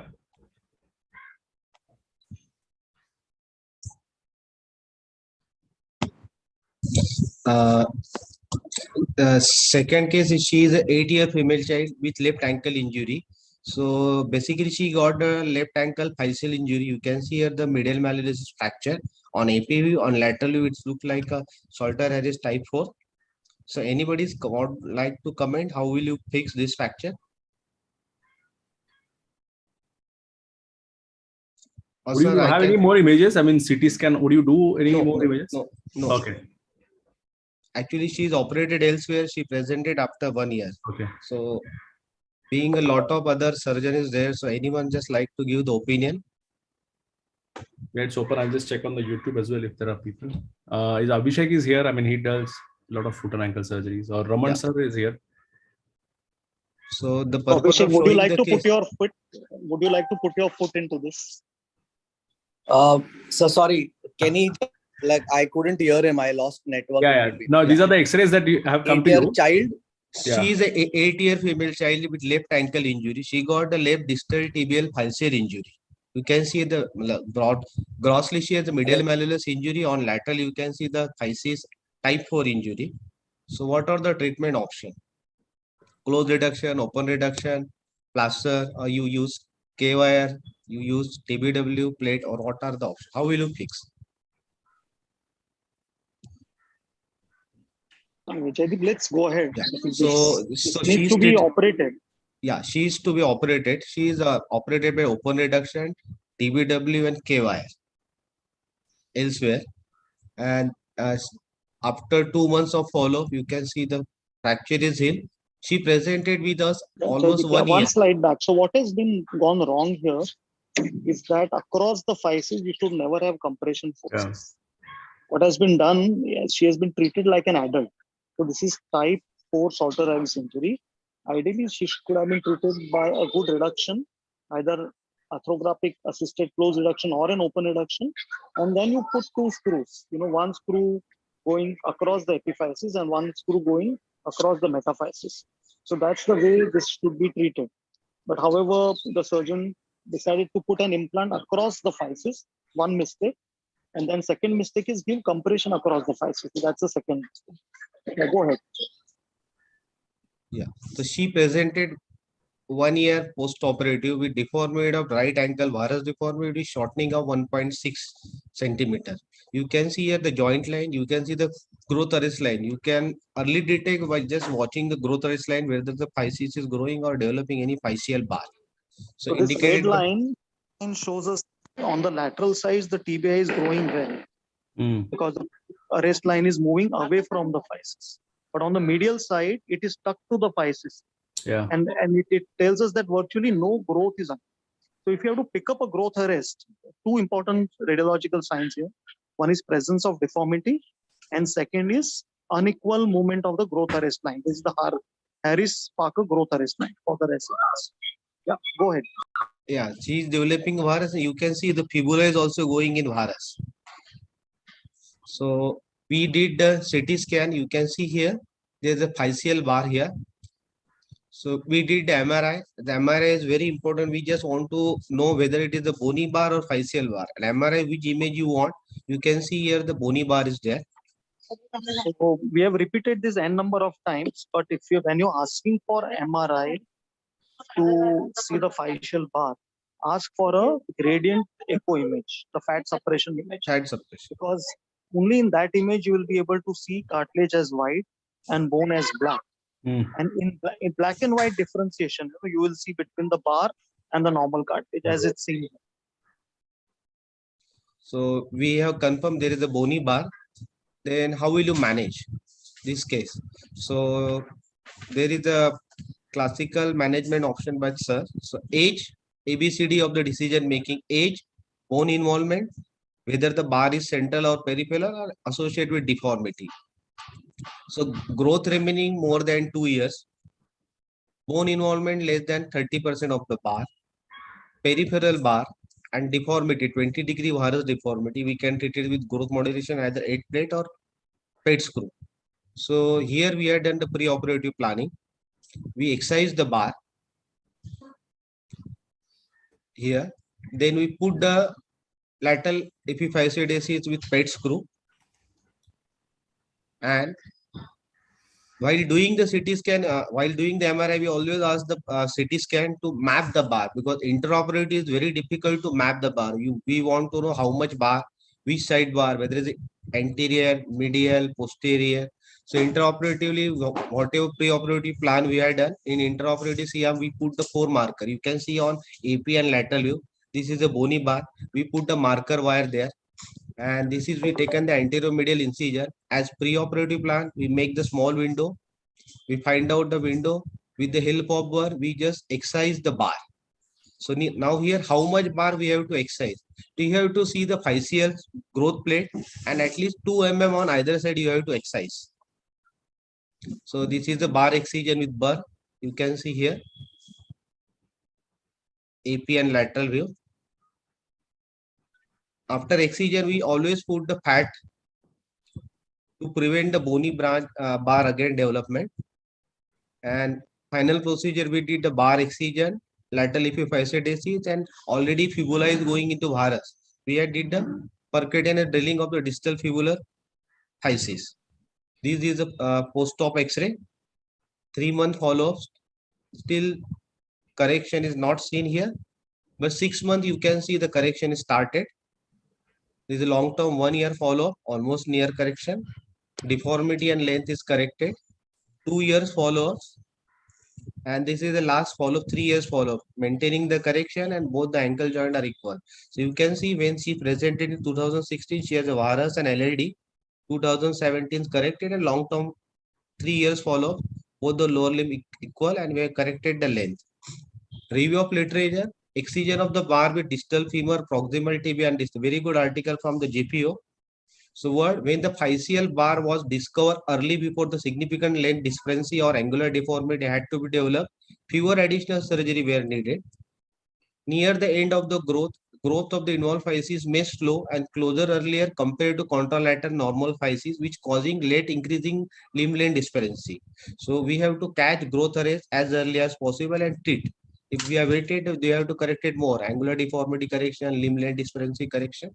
The take-home message from this case: growth arrest line will always help to picking up the growth arrest early. MRI, when we order MRI, as suggested, fat separation image, which can detect the bar. And CT is always advise the CT scan to map the physeal bar.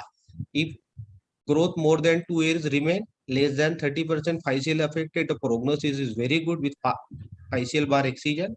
Interposition help to prevent the recurrence. You can correct the angular deformity if the growth is available with either 8 plate or a PET screw, and just put the marker across the physis. Here is this is ankle case, small child. That's why we not put the marker. We know with marker whether the physis is growing or not. Thank you. Thank you. Thanks, Jaideep. I just want to ask one question. I mean, when these physeal bars happen, when the previous the surgeon has put 2 K-wires across the physis. Yes. Are these growth arrests limited to the area of where the K-wire has done the damage, or intervening area, or the damage is much more than the K-wire area? So either side, here in this case is both the reason, but ideally we can put the K-wire also. So guideline for the K-wire less than 2 mm, or you can take 1 or 2 attempts. So while putting the K-wire, you don't require the multiple drilling. That is the most common cause of giving the growth arrest. So 1 or 2 attempt, non-threaded wire, ideally 1.8 or 2 mm you can use across the physis. And then when what I would like to say is, Ashish, the MRI and CT scan will tell you the anatomy of the bar, not physiology of the bar. And that's why this Peterson's paper on long-term follow-up is very important, that you may get initial success, but many of these patients will have shortening or some deformity later on, because that physis gets tired soon. It doesn't grow till 14, but it will grow till only 12, or start going very slowly after 11, 12. And that's why it's very important to have a long-term follow-up and tell the parents that in spite of initial successful procedure, they may require a lengthening or deformity correction after the mature part. So there may not be a clear-cut bar on your imaging, but yet it is not a normal physis. It can still arrest earlier. So it is like So another when interesting thing over here is your LLD also corrected. What would you attribute that to? Maybe because of the stimulation of the growth. Stimulation of the growth. Surgery. We have seen this in many cases, Sandeep. This has not been reported, but we have seen that when you operate, suddenly you stimulate. So, sir, 2011, there is a good paper from JPO. I have seen one case with Dr. Taral sir and Johri sir. So, type 3 fracture, after 2 years of follow-up, the bar is broken and she is corrected. She is daughter of ophthalmologist is Cyan. I know her. So, when we went to review of literature, that time showed that there is a case report in JPO also. That might be a fibrous bar. That may be the bar fibrous bar. Yeah, fibrous bar. But she has clinically deformity, 2 years follow. And here, when the post-op, you have put one screw to sort of, for the growth modulation. Here, Yes. there is no indication for putting an 8 plate as such. Yeah, because sir, this is the distal ankle. It's very difficult to put the 8 plate. Otherwise, we have to design the small 8 plate. Okay. So we are using in fibular hemimelia small. It is better to put the screw. So you have to put the 8 plate laterally over here. So you're on the lateral side of tibia because there is fibula next to it.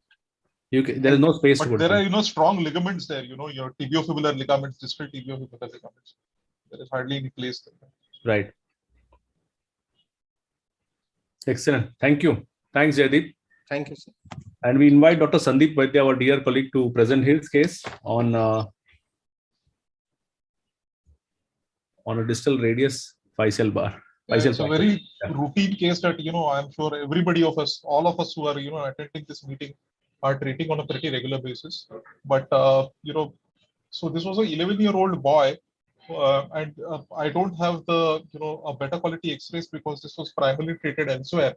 But this was from the X-rays, it was a fractured distal radius facial Salter-Harris type 1. The only issue was this child had presented to the treating surgeon about 10 days old, 10 days later after the trauma. And so looking at this X-ray, what are the options that we can think of for managing this fracture? It is obviously a significantly displaced fracture. So should you do a close reduction and casting? Should it be a close reduction with K-wire? Should you do an ORIF, or should you immobilize in situ? So Ashish, can we just have a quick, comments from the panelists before I go ahead?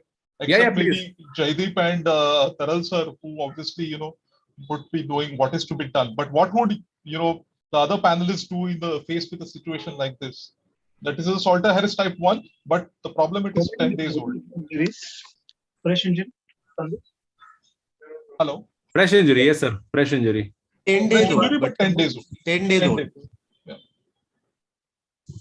So a close reduction with traction if it's a fresh injury. But Okay. generally, I would end at that, and protect this in plaster. Yeah. Facial injuries, we have stopped putting wires. So you would be, it has to be a very gentle one, probably. So this was what was done. Okay. So this was what the surgeon did. He did a close reduction and a K-wire pinning. As you can see, there are 2 K-wires which are going across, and the fracture healed uneventfully. However, this was a picture that came up 12 months later, and the child now presents with a deformity of the wrist, and there is an ulnar-sided wrist pain. As you can see, the ulnar distal end of the ulna is quite prominent, and you can see a radial deviation of the wrist joint. And if you can see the X-ray, you can clearly make out that there is a distal radius growth arrest, which is leading to the deformity, and there is a positive ulnar variance. So the distal radius has effectively stopped growing. The ulna is continuing to grow, and that is why you are getting the positive ulnar variance. The child is having the abutment on the ulnar side of the wrist, which is resulting in the wrist pain. Okay, and so the questions that arise at this point of time is: could this problem, may this have been avoided? And now that we are faced with this complication, what should we do? So I would invite any comments from the panelists.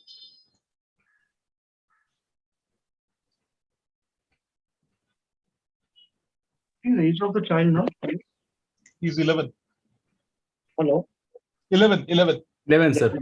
And can you go back to the previous X-ray as well? Yeah. difficult, because among all cases of sort of a facial arrest, this is lower radius has the worst results. So, doing MRI, CT scan, facial can be done, but it has less than 15% success. You have to do 10 of these to get one success, and 9 will fail. So in these cases, what I would do is, just observe and then do one definite procedure closer to maturity, which will be radial lengthening. Okay. At present, if at all, if something can be done, is ulnar shortening, ulnar growth arrest, but it requires a full procedure. You just can't put a percutaneous screw with ulnar to stop growing. You have to do formal curettage and then. Okay. So,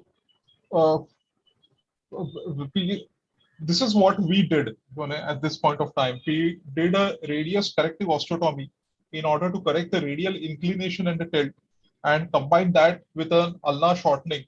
And we completed we did the ulnar epiphysiodesis as well in order to stop the distal growth of the ulna. And this is the X-ray at 1 year follow-up. And this is at 3 years follow-up. He's now attained skeletal maturity. And this is the functional outcome at 3 years. But sir, what so you mean to say is that you would prefer to wait at the age of 11 and probably let him to attain skeletal maturity before going ahead with this procedure?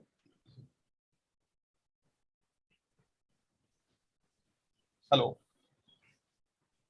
Taral sir? Yeah. So what's the question? Can you repeat again? Yeah, so this is what we did right away at 11 years of age. Okay, and from your initial comment, you would prefer to wait it out for some time before the child approaches skeletal maturity. So now here what we did was we completed the ulnar epiphysiodesis. We did the radius corrective osteotomy, and we completed the radius epiphysiodesis as well. This was he had reached the age of about 12 by that time. So I don't anticipate that child will have much of any complaints or disability now. Just keep on observing. Yeah. And if there are any complaints later on, you can treat that. If there are no symptoms, child is doing well, otherwise functionally, don't do anything. Yeah. So he has now reached the skeletal maturity, and this is his picture. So to wind up, I would just state some updated literature on the topic. So firstly, displaced distal radius fractures. This literature is mainly pertaining to metaphyseal fractures, but can be probably extrapolated to facial injuries as well. And as you can see that the distal radius fractures have a tremendous potential for remodeling. And in the dorsal volar plane, almost 20 to 25 degrees of angulation can be accepted depending on the age of the child. Not just in the dorsal plane, but also in the coronal plane, distal radius fractures have been shown to have an excellent remodeling potential. So they remodel at a rate of about 2 degrees per month for the first year after injury. And therefore, what the authors of this study they stated is that repeated manipulation is not indicated in skeletal immature patients when maximal coronal angulation is less than 24 degrees. So distal radius fractures do have a great remodeling potential. Then what should be what maximum delay in distal radius facial injuries should you accept? So there are not many studies on this, but this is a statement by Dr. Peter Waters in the Rockwood and Wilkins textbook. And what he states is that repeat manipulation of a distal radius facial injury should not be attempted 7 days after injury due to risk of facial damage with growth arrest. And you have to watch for remodeling for 6 to 12 months. Metaphyseal osteotomy may be performed for fractures which fail to adequately remodel. So the message he gives across is facial injuries don't reduce after 7 days delay. Pinning across the physis, is it safe? And this MRI study showed that pinning across the physis can be safely undertaken, provided few simple rules like using minimum diameter wires and putting the wires in 1 or maximum 2 shots are followed, then pinning across the physis can be reasonably safe. Finally, this was a how to manage traumatic facial arrest, and this was a recent paper in Journal of Pediatric Orthopedic Society of North America. And the list of procedures they put out is ulnar epiphysiodesis, completion of distal radius epiphysiodesis, distal radius corrective osteotomy, ulnar shortening osteotomy, and wrist arthroscopy if there is a TFCC tear. Notable exception in the list of procedures here is the distal radius growth arrest, and that's distal radius facial bar excision. And that's probably because, as Steral sir initially mentioned, that in the distal radius, excision of facial bars have an extremely poor success rate. So take home message, remodeling potential in the distal radius is tremendous. Don't manipulate if delay is more than 7 days. K-wire passage is safe provided a few simple rules are followed, and management of established distal radius growth arrest depends on individual case. The treatment should be tailor-made to each individual case depending on the problems at hand. Thank you. Any comments, Ashish? No, I think it's very good. I mean, I open that I know not to manipulate after 7 days and the acceptability criteria. It is quite a shift. I mean, I would have been tempted as that surgeon did to, just give it a nice pull and, put it in a cast, as sir said. Yeah. Probably, the thing is that no forceful manipulation is done, should be done. So probably just in the clinic, you may correct the varus valgus angulation as, gently as possible and then place him in a splint or a cast. Once you take under anesthesia, there is no control as to how much force you are applying. You may over-apply, over-manipulate and cause more damage, go more harm than good. Excellent. May I comment? This is Dr. Ashok Godke from MGM. Sandeep, he would like to comment. Yeah, please go ahead, sir. Yeah. So at the initial stage, we have tried doing Kapanji instead of crossing the physis. So So Kapanji, just a minute. Kapanji is a very well-established technique for metaphyseal injuries. Okay, where you put in, where the fracture is, about 1 to 2 centimeter above the physis. This was an injury which goes right through the physis, where the Kapanji technique is not applicable. Yeah, this was type 2, type 1. Type 1 physeal injury. Kapanji we are talking about is the metaphyseal fractures, which are about 1 centimeter, 1.5 centimeter above the physis.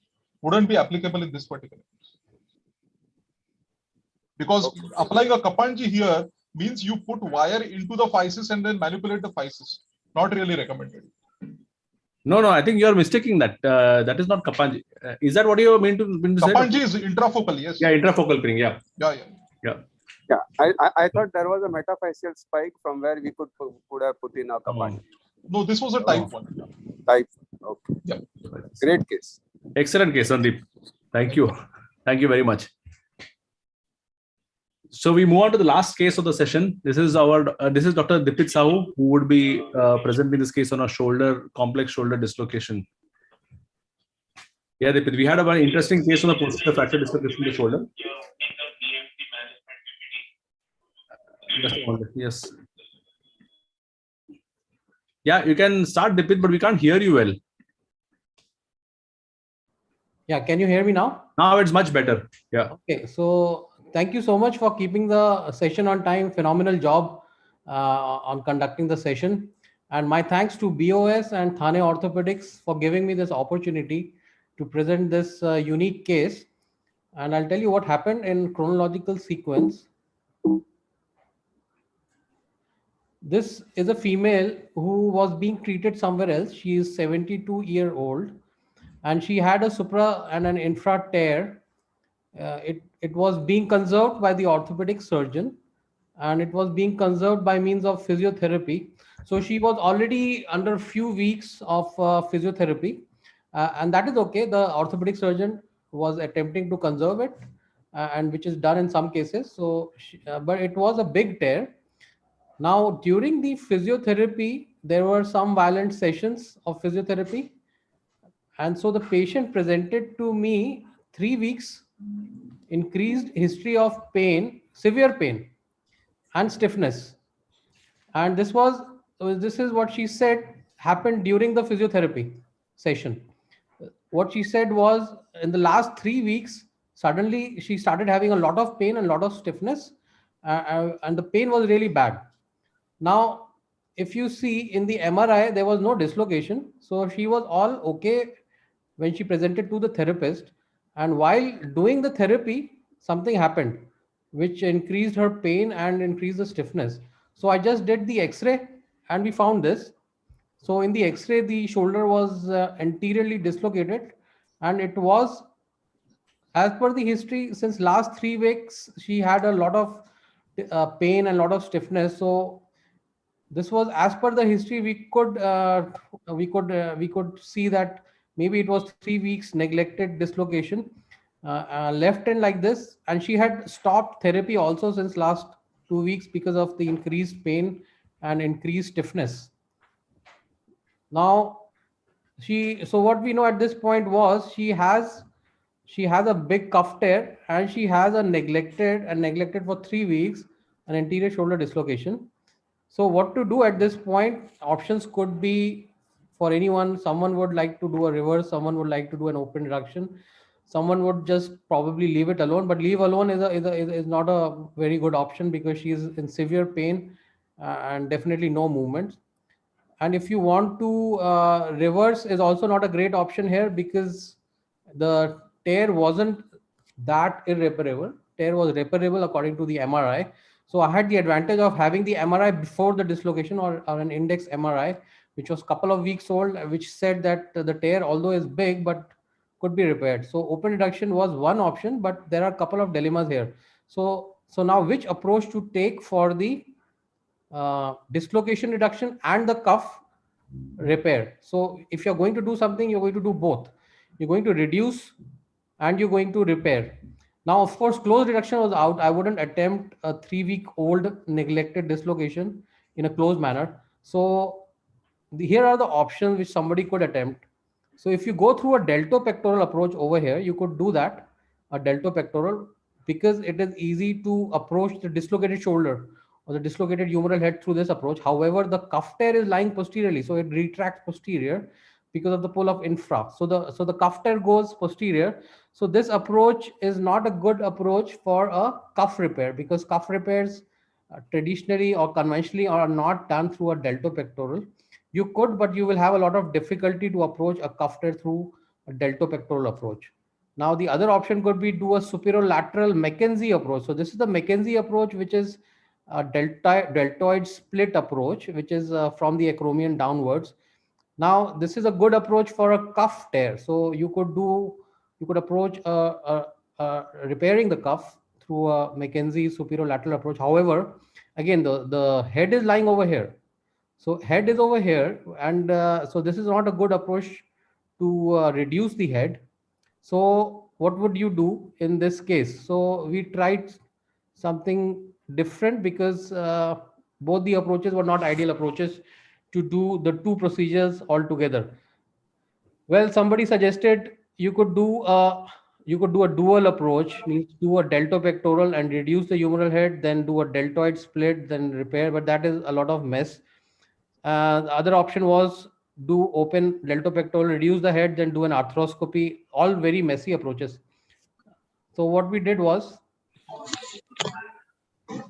so I published this technique also. So what we did was, we did everything through the arthroscope. So I put in the arthroscope, I'll show you this. So this is a beach chair position, this is the anterior over here. So we put the scope through the anterolateral portal, because there is no cuff, there is a cuff tear. So the arthroscope would go directly inside the shoulder joint. This was an advantage because of no cuff. We put the scope. I visualized the intra-articular portion. So this is the scope going in. Okay, and we'll move on and we'll see the intra-articular view. So this is the intra-articular view. So we saw this is the humeral head dislocated anteriorly. There is a glenoid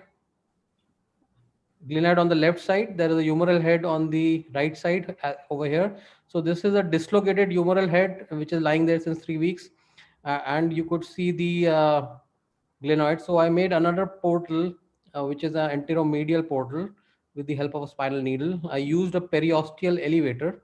So this is the periosteal elevator, which is a little curved, and it was embracing the humeral head. So you'll see, yeah. So I put it right anterior and pushed it with the help of levered it back to the glenoid. All arthroscopic, and all are under arthroscopy control without any traction to the hand. We confirmed it by moving the hand that it is in the joint. I moved it. It was quite stable. After being reduced, it wasn't dislocating again.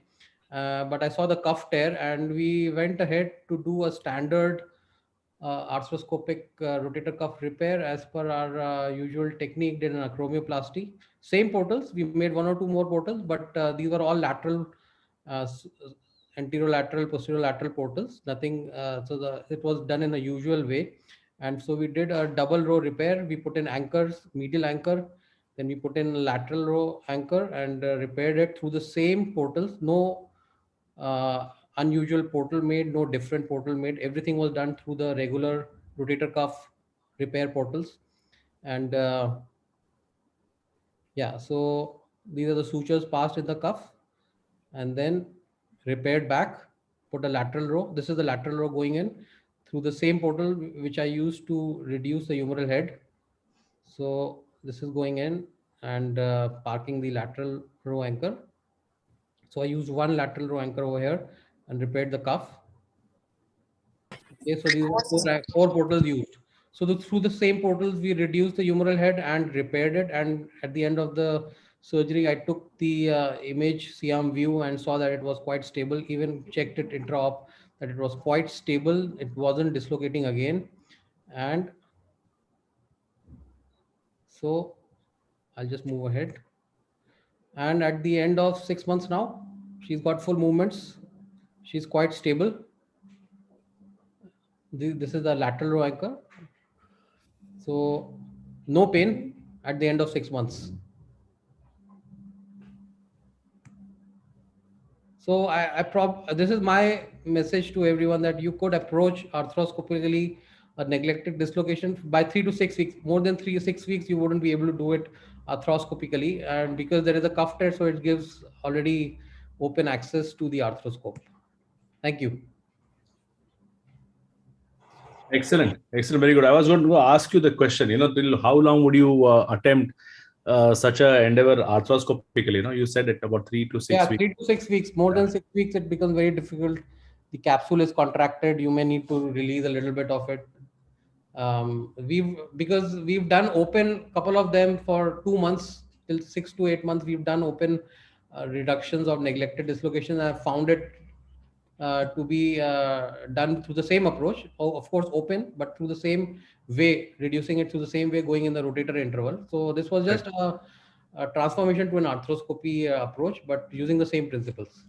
One more thing, I think I must have missed that somewhere. So when you put in the scope and when you are looking at a dislocation, so is there also an element of Bankhart's lesion that will be there with that?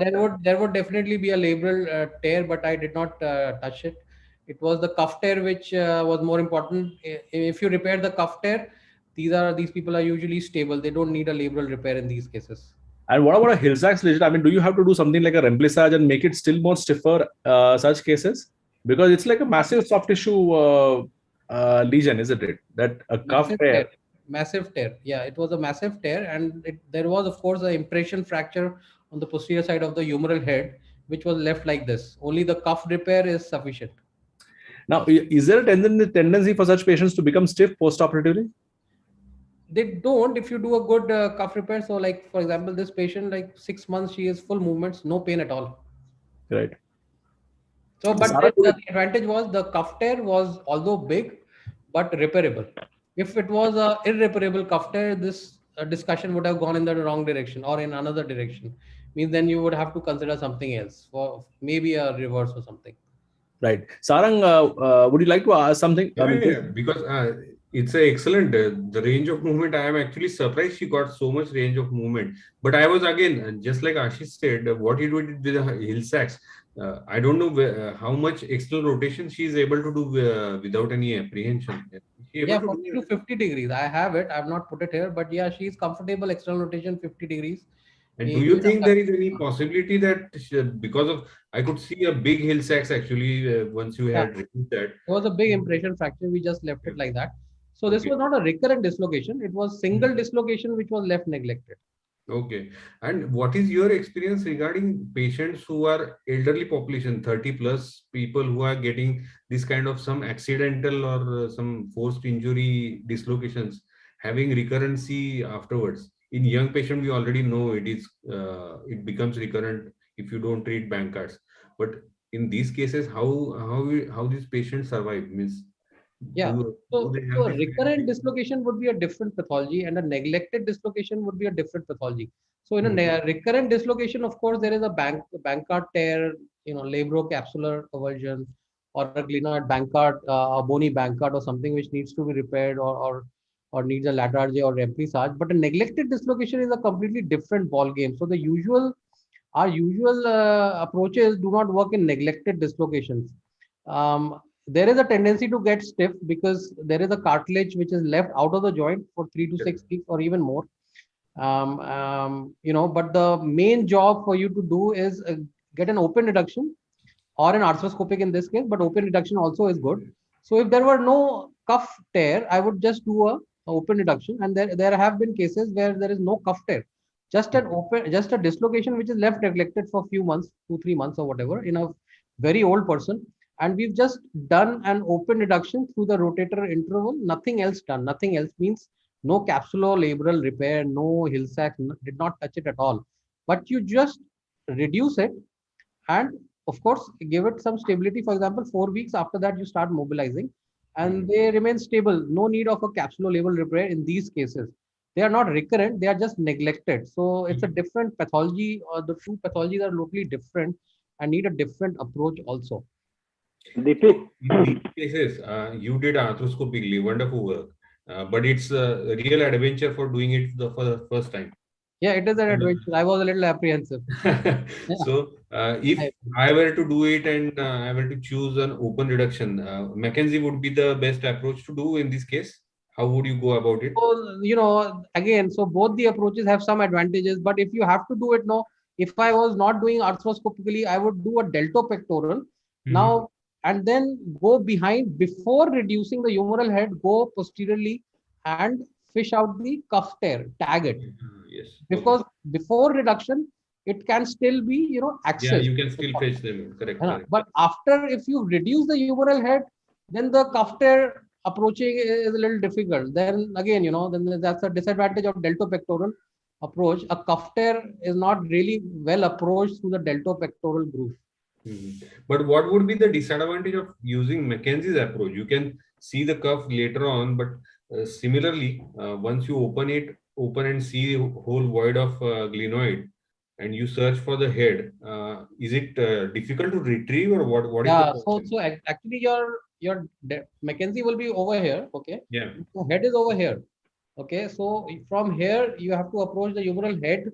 Will be a little difficult to approach. It will be quite an adventure approaching the humeral head, which is dislocated and lying below the coracoid, anterior and medial to the coracoid over here somewhere, but approaching it from here. So this will be a sort of a difficult thing to do. But if I were to do open, I would do deltopectoral, but I would tag the cuff before reducing the humeral head. Okay. That's the thing. So, Dipit, Dr. Sangeet sir wants to ask you a question. Okay, Dipit, like the pathology here is a tight subscap. It's a okay, over the time, let me complete. Yeah. Over the time, like since they are neglected, the subscap would eventually contract, right? So at say 4 weeks, or in other cases where you have done all that, so how can you explain that you have not done anything to subscap and you are able to reduce that? What is the trick? Yeah. No, so I agree with you. So if this patient were to present to me after 3 months or something, then subscap and the capsule underneath the subscap will be so tight that you wouldn't be able to reduce it without removing the subscap and the capsule from the LT. Means you will definitely need to remove the subscap, at least the upper half, at least the tendinous half. You will be able, and then you can reduce it. So in the first 6 weeks, this is what we've seen, that the capsule and the subscap is not that contracted because this is still early. So first 6 weeks is just by experience. I cannot tell you a literature, but it's just by experience that I can tell you that for the first 6 to 8 weeks, we can still reduce the humeral head without removing the subscap because it is still not that contracted and tight. But as you go beyond 2 months, beyond 3 months, I've seen I've not been able to reduce the humeral head without removing the subscap, and then reduce the humeral head and then repair the subscap. Okay. Okay. This is just by experience that we've seen, and we've done a couple of them, and I've seen this is just a personal experience. Yeah. And with that instrument, which was a bone lever, I believe. Periosteal elevator. Okay. Skin periosteal elevator. So Correct. what did you do exactly? Where did you put it? Can you explain the maneuver? How did you Correct. So maneuver the head inside the glenoid? So yeah, if you were to do it open, we were to do it open exactly this. So I'll just show you. So this is the humeral head, right side. On the left side is the glenoid. I'm seeing it from the lateral aspect. Okay. So I'll just go ahead. So this is the humeral head. This is the glenoid. Right. I'm using now I'll. It's not in this video. Okay, sorry. So I'll just show you what we put the periosteal elevator over here. Okay. So when we put the periosteal elevator, I just put it in medial to the humeral head. So this is the portal, anteromedial portal. A spinal needle will be going in, and then I'll make a portal over here. I'll make an incision. This is the periosteal elevator, which was just present with me, so I used it. So once the periosteal elevator goes in, I will, yeah. So the periosteal elevator is actually medial to the humeral head to apply a force laterally and towards the glenoid. So I have to push it back to push it laterally. Okay. So I have to exert a force from medial to lateral. So this is it. Okay. From medial, I pushed it laterally. So if you were to do it open, you would do the same thing. You would use some instrument or your finger or something, and I've used my finger to do it, and it's been okay also. And it reduces. So you have to you have to apply a force from medial to lateral, but of course you cannot see it when you're doing an open approach, because then you have your conjoint tendon there and everything over there. You cannot see the humeral head. You'll just have to do it by feel. So over here, I was just able to see it and reduce it. Okay. Excellent. Excellent. Thank you, sir. Excellent.